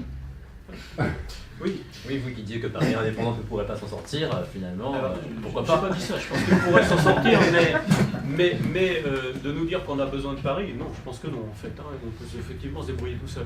Je crois qu'il y a... deux réflexions me viennent à l'esprit. La première, c'est que nous vivons en ce moment quelque chose qui est rarement arrivé dans l'histoire de l'humanité. La première révolution, c'est celle de l'agriculture. Et la deuxième, c'est la révolution industrielle. Or, c'est quelque chose qui va prendre un certain temps, mais on voit bien qu'on a commencé fin du 18e, nous dit-on, début du 19e, et que petit à petit, le monde entier va passer à cette révolution industrielle. En tout cas, certains prémices nous le font croire. Et à partir de ce moment-là, on pourra sans doute penser qu'à un moment donné, tout le monde aura le même niveau de développement. Ce qui sera sans doute plus simple pour avoir des organismes internationaux, comme l'OMC ou comme d'autres, qui nous permettront effectivement de pouvoir avoir une régulation, car nous aurons besoin d'une régulation. Et l'échelle planétaire sera sans doute la bonne échelle à ce niveau-là. Et quant aux petits États, il ne faut pas, si vous voulez, déléguer, j'allais dire, toute la puissance. Il faut peut-être être un peu plus subtil. Je vais vous donner un exemple. c'est la Nouvelle-Calédonie. La Nouvelle-Calédonie, vous ne le saviez peut-être pas, mais la France est un État fédéral, voire au-delà. Si vous prenez le statut de Nouvelle-Calédonie, c'est un statut presque d'indépendance association. J'exagère un petit peu, mais quand même. C'est un statut, même en Bretagne, on n'aura même pas besoin de tout ça. La Corse à côté, c'est des années-lumière de ce qu'est la Corse aujourd'hui. Parce que si vous prenez la Corse, en gros, ils n'ont qu'une seule collectivité, avec, c'est vrai, un exécutif d'un côté et un parlement de l'autre, en quelque sorte. Mais quand on regarde les pouvoirs réels qu'ils ont, ma foi, c'est ceux du département et de la région, hein, il n'y a quasiment rien d'autre. Donc, quand on montre la Corse avec un système qui serait un système fédéral ou quoi que ce soit, ça ne tient pas. Ça ne tient pas. D'ailleurs, ils sont gérés par l'article 72 de la Constitution, c'est-à-dire pas du tout comme les territoires d'outre-mer. Et ça dépend de ce qu'on délègue et ce que ces États peuvent avoir. Effectivement, si... je me souviens une fois, un homme politique, que je ne nommerai pas, parlait des présidents de région comme des grands barons. Il dit, attendez, les grands barons au Moyen-Âge, ils faisaient la loi, ils battaient monnaie, ils avaient leur armée et leur diplomatie. Donc les présidents de région aujourd'hui, ça n'a strictement rien à voir avec ça. Hein. Donc, sur l'armée, sur la diplomatie, je ne suis pas certain que les petits pays aient franchement besoin de ce genre de choses. Ou alors avec des systèmes, mais parce que c'est quand même là le nerf de la guerre. La monnaie, il me semble aussi, ça me paraît un peu illusoire. Après, c'est comment on adapte aux conditions locales et comment on laisse les populations s'organiser. Parce que c'est ce que disait mon collègue tout à l'heure. Vous savez, même quand je vais dans une préfecture et que je leur parle de l'administration centrale, ils me disent, ils nous emmerdent. Voilà. Pourquoi ils nous emmerdent? Parce qu'ils sont en train de faire de la norme, des règlements. Ils nous disent après, c'est à vous de les appliquer. Ils sont gentils. Et quand on tombe sur un bon juriste, il va vous dire, je ne comprends pas, monsieur Molac, comment ce qu'on fait à Paris, là, l'administration centrale, ça ne va pas. Ah bon? Alors, mais pourquoi? C'est conforme au droit, donc ça doit s'appliquer sur le terrain. Donc, si vous voulez, on est arrivé à un tel degré, là, que on n'en peut plus un peu. Hein. Et là, on a dit plein d'injonctions, ce qui fait que quand on a un projet de développement, c'est vrai qu'il met 5, 6, 7 ans à se mettre en place. Donc et souvent, la technologie est complètement obsolète, donc quand on est parti avec une technologie, on est obligé d'arriver à un moment donné où il faudrait tout changer. Donc on est là dans un système qui finit par créer sa propre thrombose quelque part. Et je ne vois pas d'autre solution qu'effectivement que de dire, bon, pour ces questions-là, c'est débrouillez-vous. Faites vos propres lois de pays qui s'appliquera, et puis alors là, on revient après, quelle égalité par rapport à ça. Du coup. Mais pas dans tous les domaines. Évidemment, pas dans le domaine du pénal, ça n'aurait aucun sens. Que quelqu'un soit jugé de façon différente, même s'il l'est en réalité. À Montpellier et à Arras, bon, je vous dis ça parce que j'avais un collègue qui il y avait quelqu'un qui c'était dans le sud de la France, qui avait volé quelque chose, et donc le propriétaire l'a poursuivi et l'a tué de coups de couteau, et ça a été considéré comme légitime défense. Bon. Je ne sais pas si toutes les juridictions auraient considéré que de poursuivre quelqu'un avec une arme blanche, en l'occurrence, de le tuer, c'était vraiment la légitime défense. Il faut se poser la question. Mais, en tout cas, dans ce prétoire-là, ça avait été jugé comme ça. Mais évidemment, moi je suis assez attaché aussi que des choses comme le pénal restent le pénal. Hein, tout ce qui est assassinat, tout ce qui est malversation, etc. Par contre, sur des questions comme l'urbanisme, par exemple, qu'on nous foute un peu la paix. Oui. Christian Michel, sur l'idée que les fonctions régaliennes puissent être éventuellement exercées à l'échelle locale, qu'en pensez-vous? Je crois qu'il faut regarder des échelles de temps qui sont différentes. C'est-à-dire que dans le monde d'aujourd'hui, je suis d'accord avec ce que disait M. Molac, il y a quelques domaines où la taille joue. Le domaine de la diplomatie, par exemple, et le domaine militaire. Donc, si on n'a pas une armée qui est capable de tenir tête à la plus grande puissance, rivale, on n'a pas d'armée. Autant laisser l'envahisseur venir, etc. Donc, ça ferait sens, d'une certaine façon, de renouveler la communauté européenne de défense que une curieuse coalition de gaullistes et de communistes avait détruite dans les années 1950, et d'avoir une armée européenne qui serait, en quelques années, capable d'être la rivale de la Chine, la Russie ou les États-Unis. Mais pour tout le reste, on peut absolument accepter que, ce que vous disiez, que les petites communautés, que ce soit des municipalités, des régions, des communautés qui se forment d'elles-mêmes, etc., décident de s'organiser par elles-mêmes, avec, et ça c'est absolument essentiel, une circulation des personnes. C'est-à-dire que quelqu'un qui n'est pas d'accord avec ce qui se passe dans son village, dans sa région, puisse sans autre basculer, passer dans une autre région. Et ça, c'est une idée que beaucoup de libéraux, par exemple, défendent en disant « Ah ben oui, mais moi, je suis pour des petites communautés, etc. Et si elles deviennent oppressives, eh bien les gens votent avec leurs pieds. » Mais ce que l'on remarque, c'est qu'il y a des communautés oppressives en Afrique, des communautés oppressives au Moyen-Orient, des gens qui sont menacés de mort, et quand ils essayent de venir chez nous, on leur dit « Ah ben non, non, non, ben, il n'en est pas question ». Donc, il y a un paradoxe là. Je veux dire, où on accepte que les gens puissent circuler, ou à ce moment-là, autrement, on les condamne à mourir là où ils sont. Et on ne parle plus, à mon avis, de libéralisme. Je pense que la question est plutôt une question de qui donne le droit de s'établir. Et je crois que c'est un droit qu'il faudrait retirer aux États, et que ce soit... Et moi, je suis pour une immigration choisie, mais je suis pour une immigration choisie par nous.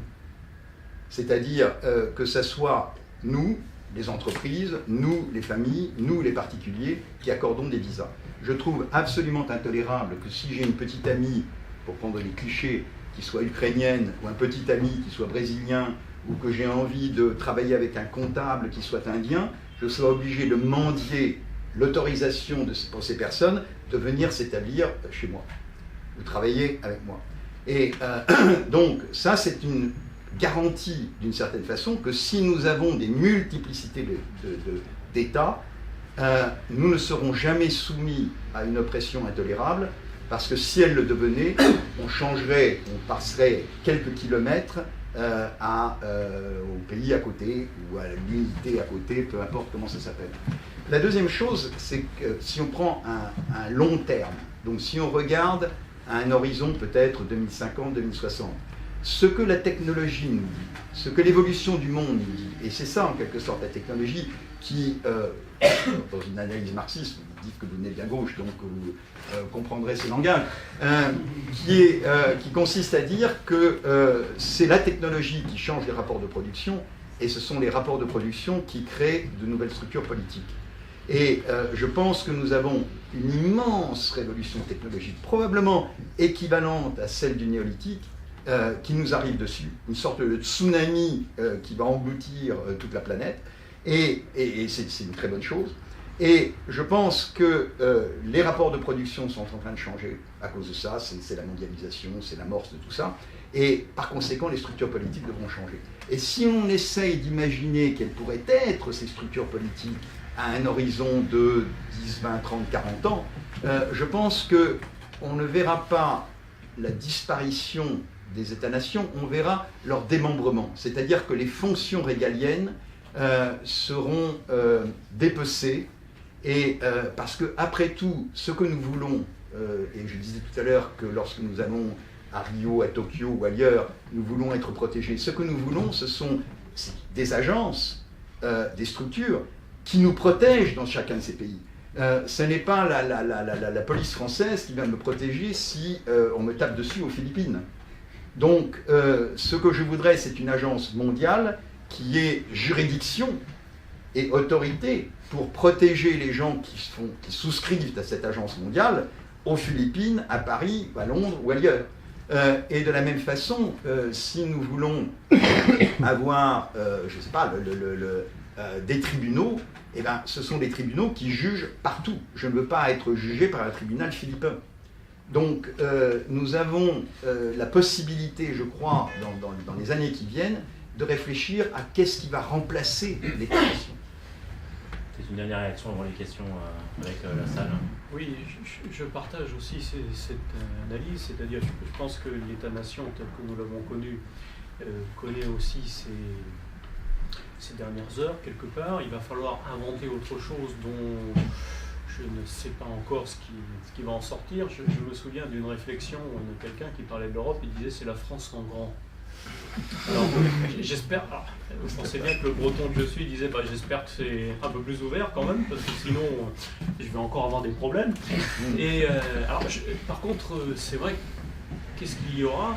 Et je vois bien que, y compris puisque bon, moi je suis élu d'une circonscription rurale, la plus grande ville fait 10 000 habitants, et je vois bien que mes ruraux ne sont pas en mal d'aller qui en Nouvelle-Zélande, qui continuer ses études à Londres, revenir. Je voulais dire quelque chose alors, qui est anecdotique mais qui est très révélateur finalement. Les jeunes d'une commune passent la nuit à aller chanter la Passion du Christ, récupérer les œufs. Bon, vous allez me dire, alors c'est complètement, je vais dire, 19e siècle quasiment, quoi. Le dimanche soir, ils font une omelette, ils invitent toute la commune. Et bon, la commune se retrouve, ceux qui veulent, c'est dans le foyer des jeunes. Bon. Et le lendemain, le gars, il part à Londres parce qu'il est cuistot, mais il va poursuivre sa formation à Londres. Et c'est le même qui est président du club, du foyer des jeunes. Donc vous voyez, on s'aperçoit là qu'effectivement, on va avoir du local, peut-être du national, et puis peut-être autre chose. Donc on voit bien quand je vous expliquais les matrioshkas, là, il est tout ça à la fois. Et on voit bien que ça se développe considérablement. On retrouve aussi des gens qui veulent faire des stages, etc. Moi j'ai un fils qui est en Nouvelle-Zélande en ce moment, il va y rester quasiment 1 an. Donc on voit bien que les frontières, les distances ne font plus peur. Et aujourd'hui, on est prêt à aller à l'autre bout du monde. Donc forcément, ça va induire de nouvelles pratiques culturelles, de nouveaux rapports par rapport à la nation, par rapport à l'État. Et quelquefois, je me vis comme le dernier des Mohicans, puisque bon, j'ai été élevé dans une ferme, j'ai failli devenir agriculteur. Et donc, du local de chez local. Bon, alors c'est vrai que je me retrouve un peu député, là, bon, mais c'est une parenthèse. Hein. Donc, et je vois bien que les jeunes générations, ben voilà, la révolution industrielle, la révolution numérique, etc., elle passe par là. Elle passe par là, et forcément, ça va façonner nos images mentales. Alors, là, je suis un peu... qu'est-ce que ça pourrait être demain? Là, je ne peux pas trop vous dire. Mais sans doute, j'espère, plus d'ouverture. Très bien, on va laisser la salle participer. Est-ce qu'il y a des questions parmi vous? Objection. Questions. Je veux bien poser une question parce que vous avez parlé notamment à vous, monsieur le député, vous avez parlé d'indépendance, d'autonomie, et puis l'autonomie c'est intéressante. Et alors je sais qu'à côté de la Bretagne, alors je ne sais pas si on le situerait dans la Bretagne, mais on est allé avec Students for Liberty à la ZAD de Notre-Dame-des-Landes. Et on s'est rendu compte qu'il y avait une certaine volonté. Alors, éliminons la question de l'aéroport, mais au-delà de la question de l'aéroport, il y avait une volonté d'individus, on en pense qu'on en veut, mais qui voulaient créer leur propre communauté avec leurs propres règles et leurs propres. Et puis nous, on est intéressés par d'autres projets à Students for Liberty comme le Liberland, dont vous avez peut-être entendu parler.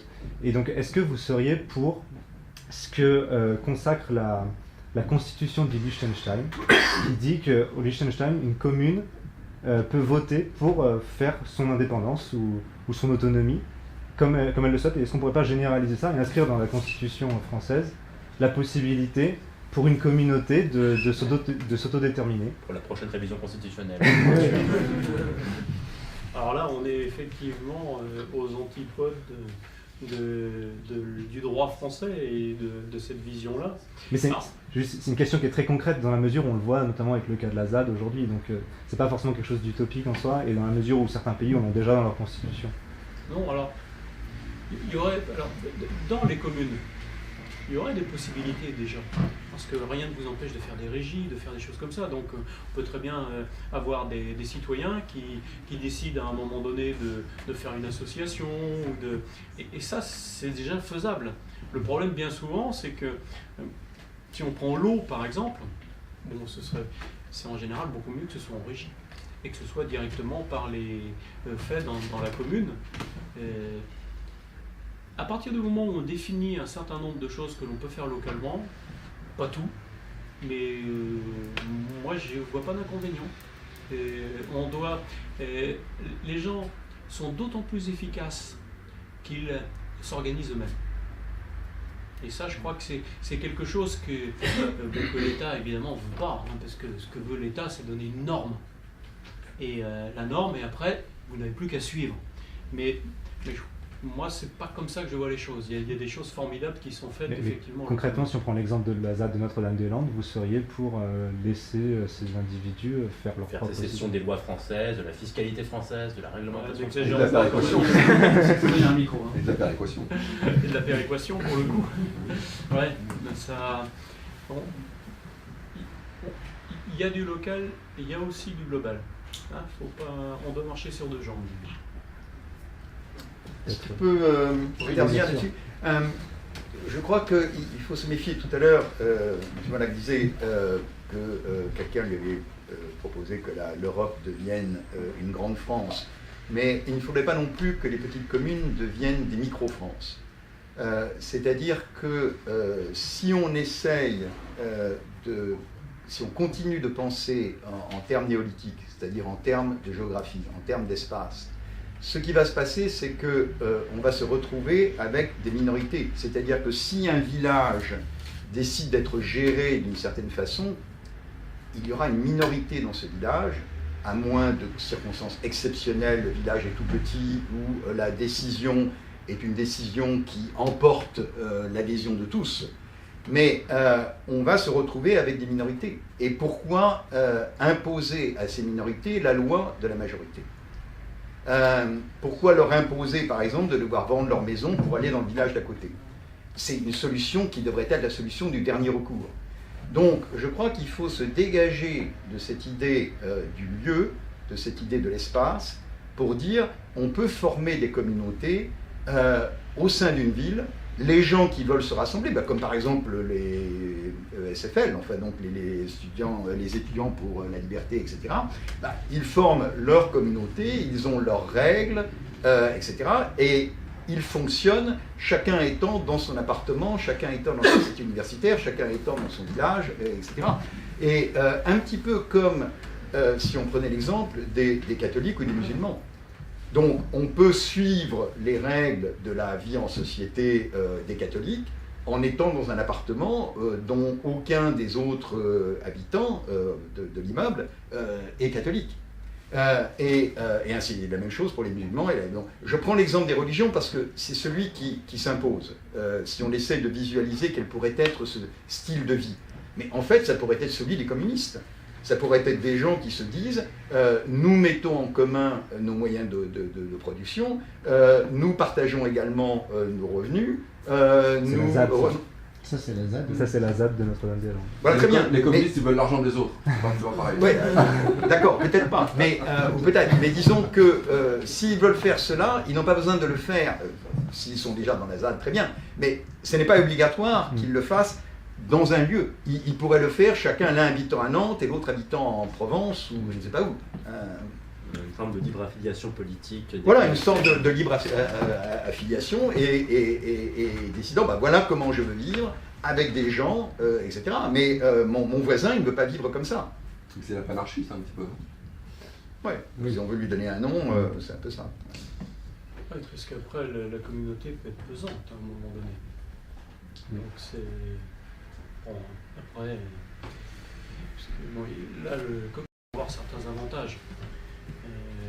Comme on pourrait le faire d'ailleurs dans d'autres structures, enfin d'autres populations le font comme ça. On a parfois certaines organisations communes de l'utilisation du matériel agricole, par exemple. Ça, je dirais, c'est assez commun. Mais le problème, c'est quand est-ce que le groupe peut devenir un poids. Mais justement, l'intérêt peut-être de ce que dit Christian Michel, c'est que quand le groupe devient un poids, on est libre de changer de groupe. Par exemple. Encore faut-il qu'il ne soit pas trop grand et qu'on ait la possibilité de le faire. Il y a une question derrière. Oui, je vais rebondir sur ce que vous disiez, M. Michel, sur l'immigration. Et je vous pose la question si, in fine, en France, au fond, est-ce que le problème de l'acceptation de l'immigration par la population française de cette solidarité, c'était pas en fait la solidarité? C'est-à-dire que les gens se disent, pourquoi pas accepter du monde, mais si au final on accepte du monde, il va nous coûter, il y a un coût en fait, une nouvelle personne a un coût. Et au fond, est-ce que si on avait, entre guillemets, pas moins de, un système redistributif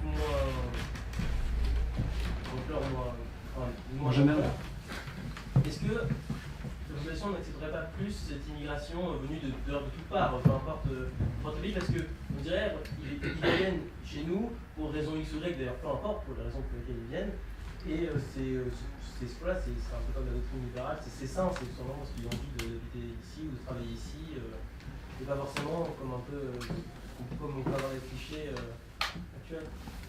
Je suis sûr que M. Monac aura beaucoup de choses à dire là-dessus, mais personnellement, je ne partage pas tellement cette vue. Je ne crois pas que les gens prennent des risques énormes depuis l'Afrique, le Moyen-Orient, etc., pour arriver ici et décider que ils vont se faire traiter les dents ou ils vont faire une opération du pied ou quelque chose comme ça. Je ne crois pas que ce soit le cas. Je pense que nous sommes des sociétés riches et ce sont là-bas des sociétés pauvres.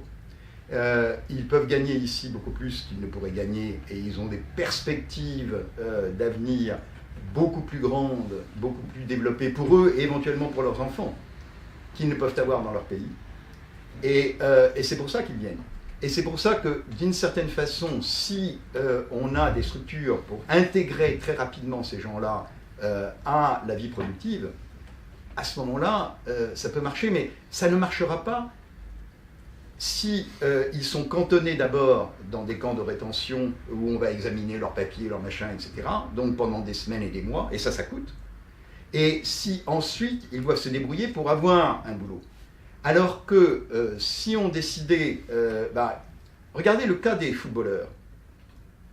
Il y a des explorateurs de talent qui font toutes les favelas du Brésil, qui font les bidonvilles d'Afrique et d'ailleurs, pour trouver des jeunes joueurs qui ont 12, 13, 14 ans, les faire venir en Angleterre, un peu moins en France, mais certainement en Angleterre, où il y a des académies de football, il y a des clubs qui ne vivent que de ce qu'ils appellent le marché des esclaves. C'est-à-dire qu'ils font venir des jeunes, Southampton par exemple, ils font venir des jeunes de 12-13 ans, leur donnent une éducation, etc., donc ils suivent le cursus, mais également ils jouent au foot, et ils atteignent un niveau professionnel à 16, 17, 18 ans, qui fait que certains vont finir comme cuisiniers ou autre chose, ou comptables, d'autres vont finir dans des clubs de moins grande réputation, mais certains vont être vendus pour une masse de millions à Manchester, Arsenal, etc., ce qui fait que ce petit club se rembourse tous les frais qu'il a eus dans l'éducation de ces gens-là. Bon, ce que je veux dire, c'est que l'intégration vient du fait que si vous choisissez, si une entreprise choisit de faire venir 10, 15, 20 employés de l'étranger, elle va en prendre charge. Ces gens-là, le lendemain de leur arrivée, ils ont un job, ils ont un appartement, et donc ils ne sont jamais à la charge de la communauté. Et c'est ça qui est important. Mais si c'est l'État qui donne les visas, à ce moment-là, effectivement, il y a un coût. Oui, alors vous parliez d'acceptation des populations, je veux dire en France, c'est essentiellement c'est ça. Alors c'est vieux comme le monde. C'est à chaque fois, je sais par exemple que les brandebourgeois, lorsque les Français sont arrivés, les Huguenots sont arrivés, se plaignaient à l'électeur, à ce moment-là il n'était pas encore roi de Prusse, c'était le grand électeur, qui se plaignait déjà que les Français coûtaient cher. Et donc il leur avait fait un espèce de comptabilité en leur disant voilà, ils m'ont coûté tant, ils m'ont rapporté tant. Et ils rapportaient plus, enfin en tout cas c'est ce que disait le grand électeur Frédéric, qu'il ne lui avait coûté. Alors, c'est vrai, c'est ce qu'on entend. Alors après, on est en train de passer là à quelque chose de nouveau et qu'on a vu dans les années 60. C'est-à-dire que les Maghrébins qui sont arrivés pour travailler aux usines Renault, par exemple, ça posait pas de problème dans les années 60. Ça posait pas de problème. Les problèmes sont venus après, avec le chômage. Et aujourd'hui, alors je ne sais pas si ça peut durer, je ne suis pas devin, mais en tout cas, on a dans certaines régions en France des taux de chômage qui commencent quand même à baisser considérablement. Si je prends ma région et particulièrement ma circonscription, on est à 7,5 de chômage. Donc et si on prend Vitré, ils sont à 5%. Vous savez que 5%, c'est à peu près, on estime que c'est le point le plus bas, hein, qui correspond aux gens qui changent d'emploi, qui se forment. Donc on n'est pas très loin et on commence à avoir, quand on en voit certains qui arrivent, parfois s'ils veulent faire des boulots que les Français ne veulent plus faire, eh bien on n'est pas mari de les voir travailler. Ce qui me donne un argument d'ailleurs avec certains du Front National, je leur dis, c'est pas compliqué, hein, si tu veux y aller, vas-y, tu veux que tes enfants le fassent. T'inquiète pas, il y a des places. Bon, tu veux pas y aller? Bon, alors tu m'embêtes pas avec Ahmed ou Walid ou un autre. Une autre question dans la salle, peut-être? C'était plus une continuation parce que la question se pose apparemment actuellement en Suède où c'est un pays qui est en plus particulièrement homogène. Il se retrouve avec un certain nombre de migrants qui sont plus ou moins parqués et qui n'ont pas de moyens vraiment de subsistance autres que des subsides. Et alors est-ce que finalement l'immigration qu'on connaît en ce moment, et qu'a priori on va connaître de plus en plus puisque l'Afrique est aujourd'hui à 1,5 milliard, mais que ce sera 4,5 milliards si les projections sont correctes à la fin du siècle, est-ce que les systèmes sociaux et puis la façon dont sont organisés aux États, donc les systèmes sociaux peuvent tenir dans un monde où il y aura autant où on va voir venir beaucoup de gens qui effectivement auront des prétentions salariales, etc., bien différentes. Donc on voit en Suède, là, clairement, on voit actuellement l'exemple où ça pose de vrais problèmes. En plus, beaucoup d'insécurité, de gens qui sont désœuvrés, parce qu'ils ne peuvent pas rentrer dans le marché du travail, parce qu'il y a des lois qui leur permettent de faire travailler, ou autrement à des salaires trop hauts, etc. Vous posez plusieurs problèmes. Un, c'est est-ce que l'Afrique est capable de se développer et finalement de faire que sa population ait un niveau de vie suffisant? Est-ce qu'on peut l'aider ou est-ce qu'on ne l'aide pas à le faire? Ça, c'est une chose. Et parce qu'on a un peu le même problème quand vous parliez à un moment donné des territoires, des départements d'outre-mer. Ils sont très dépendants de la métropole parce que leur niveau de vie est tellement plus élevé que tous ceux qui les entourent qu'ils peuvent difficilement s'intégrer dans une économie, j'allais dire, locale. C'est le cas de la Réunion, c'est même le cas des Comores, même si les difficultés sont énormes. Et bien sûr des Antilles. Alors là, le problème, le développement de l'Afrique, comment on le fait? Est-ce que finalement l'horizon des Africains c'est de venir forcément en Europe? Premier problème. Deuxième problème, est-ce que par notre politique finalement nous n'aggravons pas ces mouvements migratoires? Quelle politique? On va prendre un exemple, la Libye par exemple. Est-ce que la déstabilisation de la Libye, est-ce que c'est véritablement pas une augmentation des flux migratoires? On sait que si, bien sûr. Et avec puisque là on a Kadhafi autrefois verrouillait quand même à peu près les choses. Aujourd'hui, des passeurs se sont organisés avec des filières. On sait qu'un migrant, il reste 2 ans comme esclave en Libye et après on le met dans un bateau et advienne ce que pourra. S'il arrive jusqu'à Lampedusa, ce sera parfait. Sinon. Mais la question, elle est un peu là. C'est-à-dire que nous avons joué aux apprentis sorciers en Libye, comme d'autres ont joué aux apprentis sorciers en Irak. Et il faut avouer que ça nous revient en moment là pour le coup.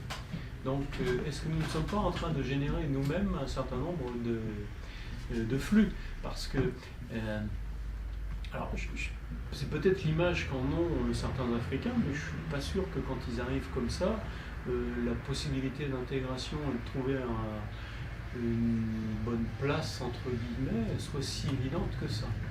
Donc on leur interdit aussi un petit peu. Qu'on leur interdit de trouver Ouais, un c'est- emploi. Oui, c'est ça. C'était ma question. Oui, mais même si vous les autorisez, quel type d'emploi ils vont trouver? Ce que les Français ne veulent pas faire. Travailler, faire la plonge dans les cuisines, travailler sur les chaînes.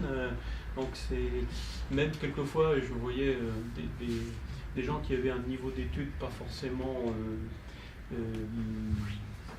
faible et qui se retrouvent à faire si vous voulez, qui se retrouvent à la chaîne, ouvriers spécialisés. Donc ce qu'on leur propose n'est quand même pas non plus l'idéal, quoi.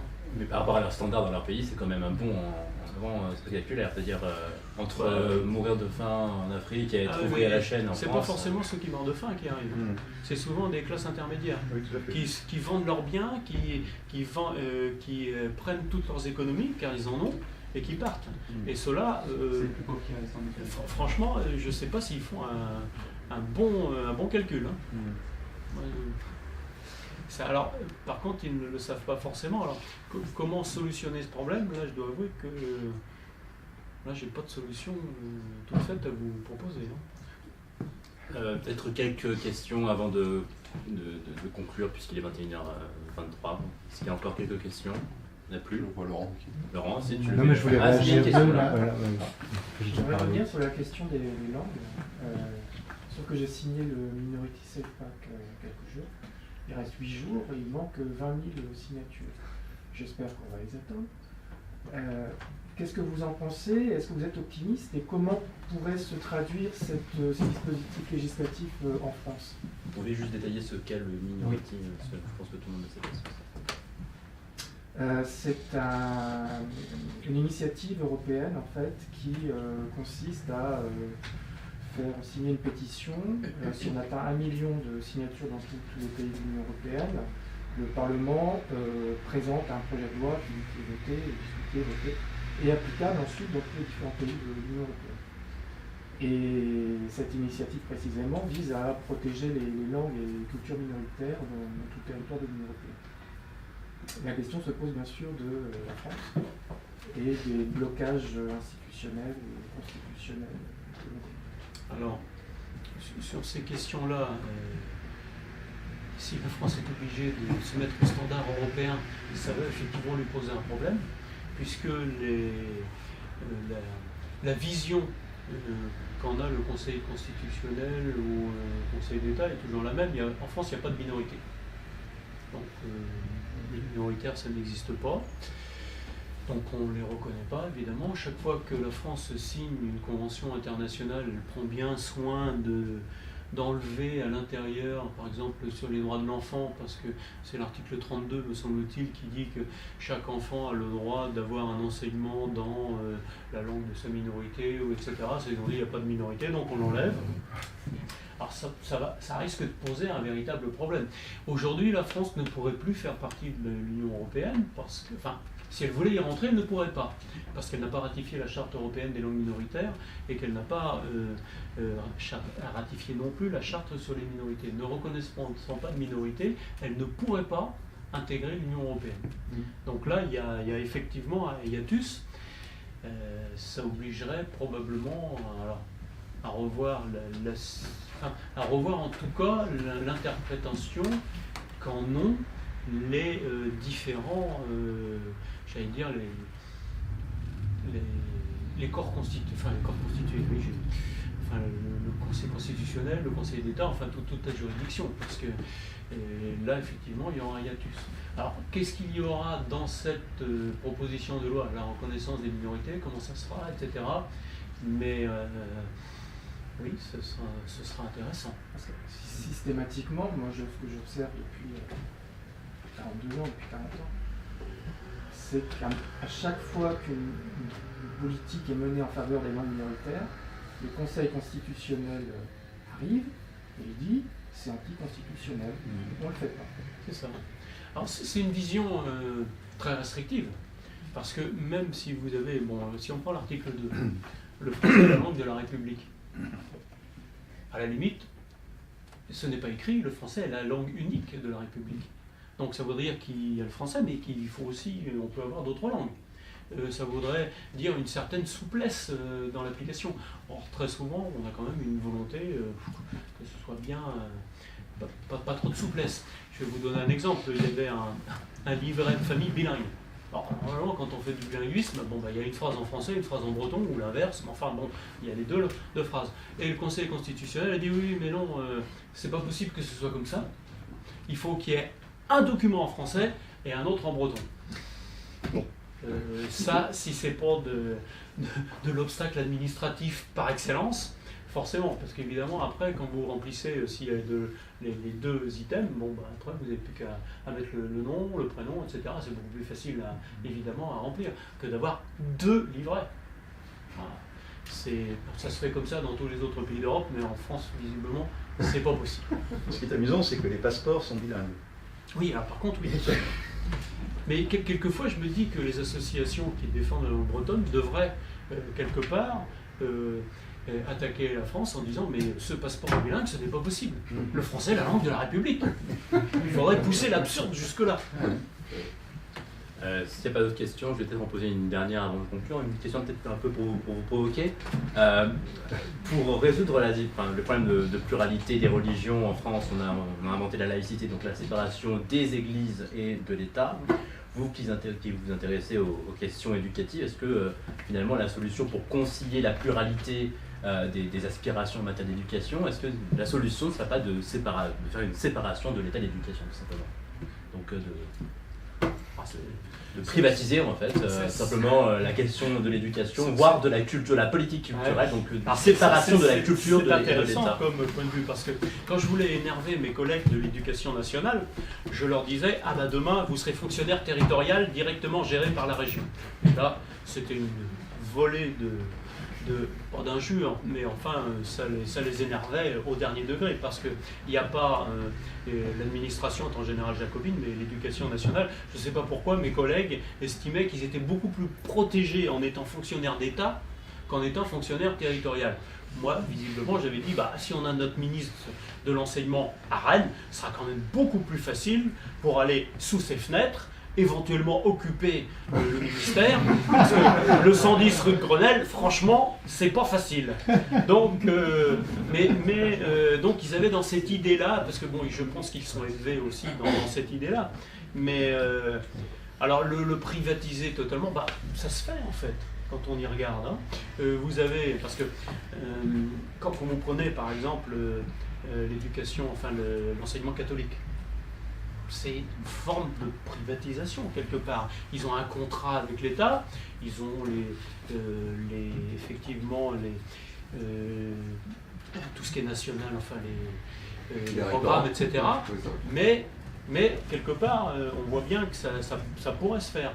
Alors, comme je vous dis, pour moi, la réponse, c'est le plurilinguisme à ce niveau-là, au niveau des langues. Et ce plurilinguisme, il peut être fait par différentes personnes. Il faut qu'on ménage à la fois ce que nous avons de particulier et ce que nous avons en commun, les deux, mais pas seulement ce que nous avons en commun. Et c'est ça. Alors après, le privatiser purement, je sens qu'en France on va avoir des problèmes, on risque d'avoir quelques manifestations, mais on pourrait avoir un système différent, effectivement. C'est pas très bien. Le problème, c'est que l'éducation en lui-même, c'est un investissement et qui n'est pas facile de rentabiliser à court terme. Donc c'est pas un hasard évidemment si c'est la puissance publique qui s'en est occupée, et d'abord les mairies, puisque dans les années des débuts du 19e, ce sont les maires qui ont commencé par faire ouvrir des écoles où on apprenait à lire et à écrire et à compter aux enfants. Donc c'était pas de l'éducation nationale à cette époque-là. Je peux rapidement. Vas-y. Géré par l'État, c'est pas financé par l'État, c'est pas comme géré par l'État. On peut imaginer que ce soit financé par l'État et que la manière qu'il y ait des essais, des HEC, etc. Effectivement, une certaine souplesse. Oui, tout à fait. L'autonomie, comme on a parlé d'autonomie.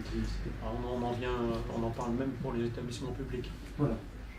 C'est amusant que vos ex-collègues pensaient que la protection de leur métier leur était donnée par l'État plutôt que par le fait que ce sont des bons profs. Et que des bons profs trouveront toujours un job. Mais, alors, cela dit, je ne sais pas, privatiser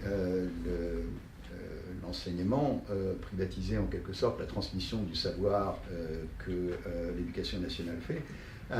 Ça peut être une idée d'assouplissement, pas seulement d'ailleurs dans le sens uniquement de l'apprentissage des langues, mais également d'avoir des méthodes pédagogiques différentes et de pouvoir comparer les méthodes pédagogiques. Et s'il y a un peu plus de souplesse, il y a peut-être des professeurs qui se diront, tiens, ou des instituteurs et tout ça, qui se diront, bah, moi je vais aller dans les quartiers les plus déshérités et de voir si, avec des méthodes différentes, je peux amener des gamins qui n'ont pas véritablement de soutien culturel à la maison à un niveau supérieur de progression dans les apprentissages. Et je pense que, tel que je le connais, hein, je ne sais pas du tout si ce qu'on m'a dit est correct, mais ce qu'on m'a dit, c'est que il y a des zones d'éducation prioritaire, il y a des lycées, des écoles, des collèges de banlieue qui sont dans des milieux qui sont très difficiles, à la fois à cause de la violence, à la fois à cause précisément du fait que ce sont des populations immigrées où l'apprentissage du français n'est pas totalement fait, qui se retrouvent là. Et on envoie les jeunes profs. On envoie les jeunes profs qui n'ont pas d'expérience, les instituteurs qui sortent de l'école de Sèvres ou de je ne sais pas où, qui se retrouvent d'un seul coup dans des classes qu'ils n'arrivent pas à maîtriser et qui vont passer toute leur soirée à écrire des lettres au ministère comme quoi ils devraient être mutés au centre de Paris ou au centre de, je sais pas, de Versailles et tout. Et ce sont les profs qui ont ces 15-20 ans d'expérience qui se retrouvent au lycée Henri IV, qui se retrouvent au lycée Louis le Grand, qui se retrouvent dans ces écoles d'élite. Et en fait, c'est assez curieux parce que j'habite Londres et en Angleterre, il y a tout un mouvement au contraire pour que les professeurs qui ont le plus d'expérience soient envoyés dans les écoles qui sont les plus en retard, les plus difficiles, parce que ce ne sont que ces gens qui ont une très grande expérience de l'enseignement qui sont capables de remonter le niveau de ces écoles. Alors, deux réflexions. Oui. La première, c'est que si on privatise, on peut aussi avoir des effets très pervers. Par exemple, des écoles de radicalisation. Donc, à mon avis, il faut quand même un droit de regard, il faut que l'État soit là. La deuxième chose, c'est que le problème des profs de banlieue, c'est que ce ne sont pas des... Alors, ça peut être des bons profs. Le problème, c'est qu'ils ne connaissent pas la culture, ou en tout cas la façon d'être des jeunes avec lesquels ils sont. Pourquoi est-ce que moi j'ai quasiment jamais eu de problème en tant que prof? Alors, ce qu'on me dit, parce que bon, c'est que les élèves m'aimaient bien. Mais je suis avec des élèves qui sont issus comme moi du milieu rural, je connais leur code, même on n'a quelquefois pas besoin de parler pour savoir ce qui se passe.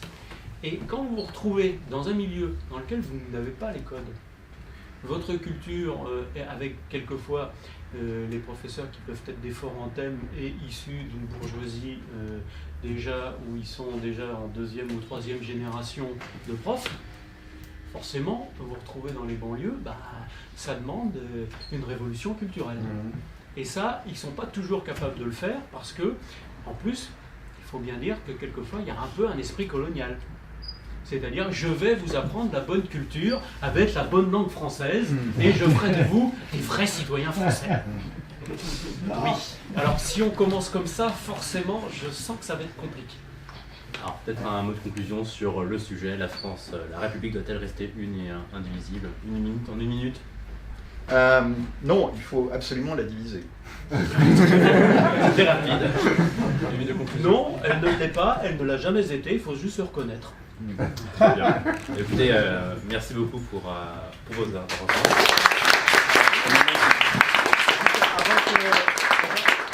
Avant que vous fuyiez tous, deux choses. La première, c'est que ceux qui ne connaissent pas très bien la SFL, on ne fait pas que des conférences, alors c'est très intéressant, mais on fait des trucs aussi fun, comme le soft bar tous les vendredis soirs, donc on fait un after work, vous êtes les bienvenus. N'hésitez pas à poser des questions à Christophe ou Sacha. Christophe et Sacha, vous pouvez aussi aller les voir. On a pas mal de livres, des petits cadeaux que vous pouvez pour découvrir un peu nos idées et ce qu'on fait. Et dernière chose, la prochaine conférence qu'on fait, c'est le 23 avril. et ce sera avec René de la Portalière, donc qui est quelqu'un qui a fait toute sa carrière en politique et dans le journalisme, et qui a aussi créé une société, qui a fait beaucoup de choses pour la liberté en France, et donc c'est quelqu'un d'intéressant. Voilà, donc n'hésitez pas à participer à la prochaine conférence et venir recevoir, et n'hésitez pas à poser vos questions à tout le monde, et merci beaucoup à vous, monsieur le député, à Christian Michel et à Fergan, et Sacha et Christophe qui ont envoyé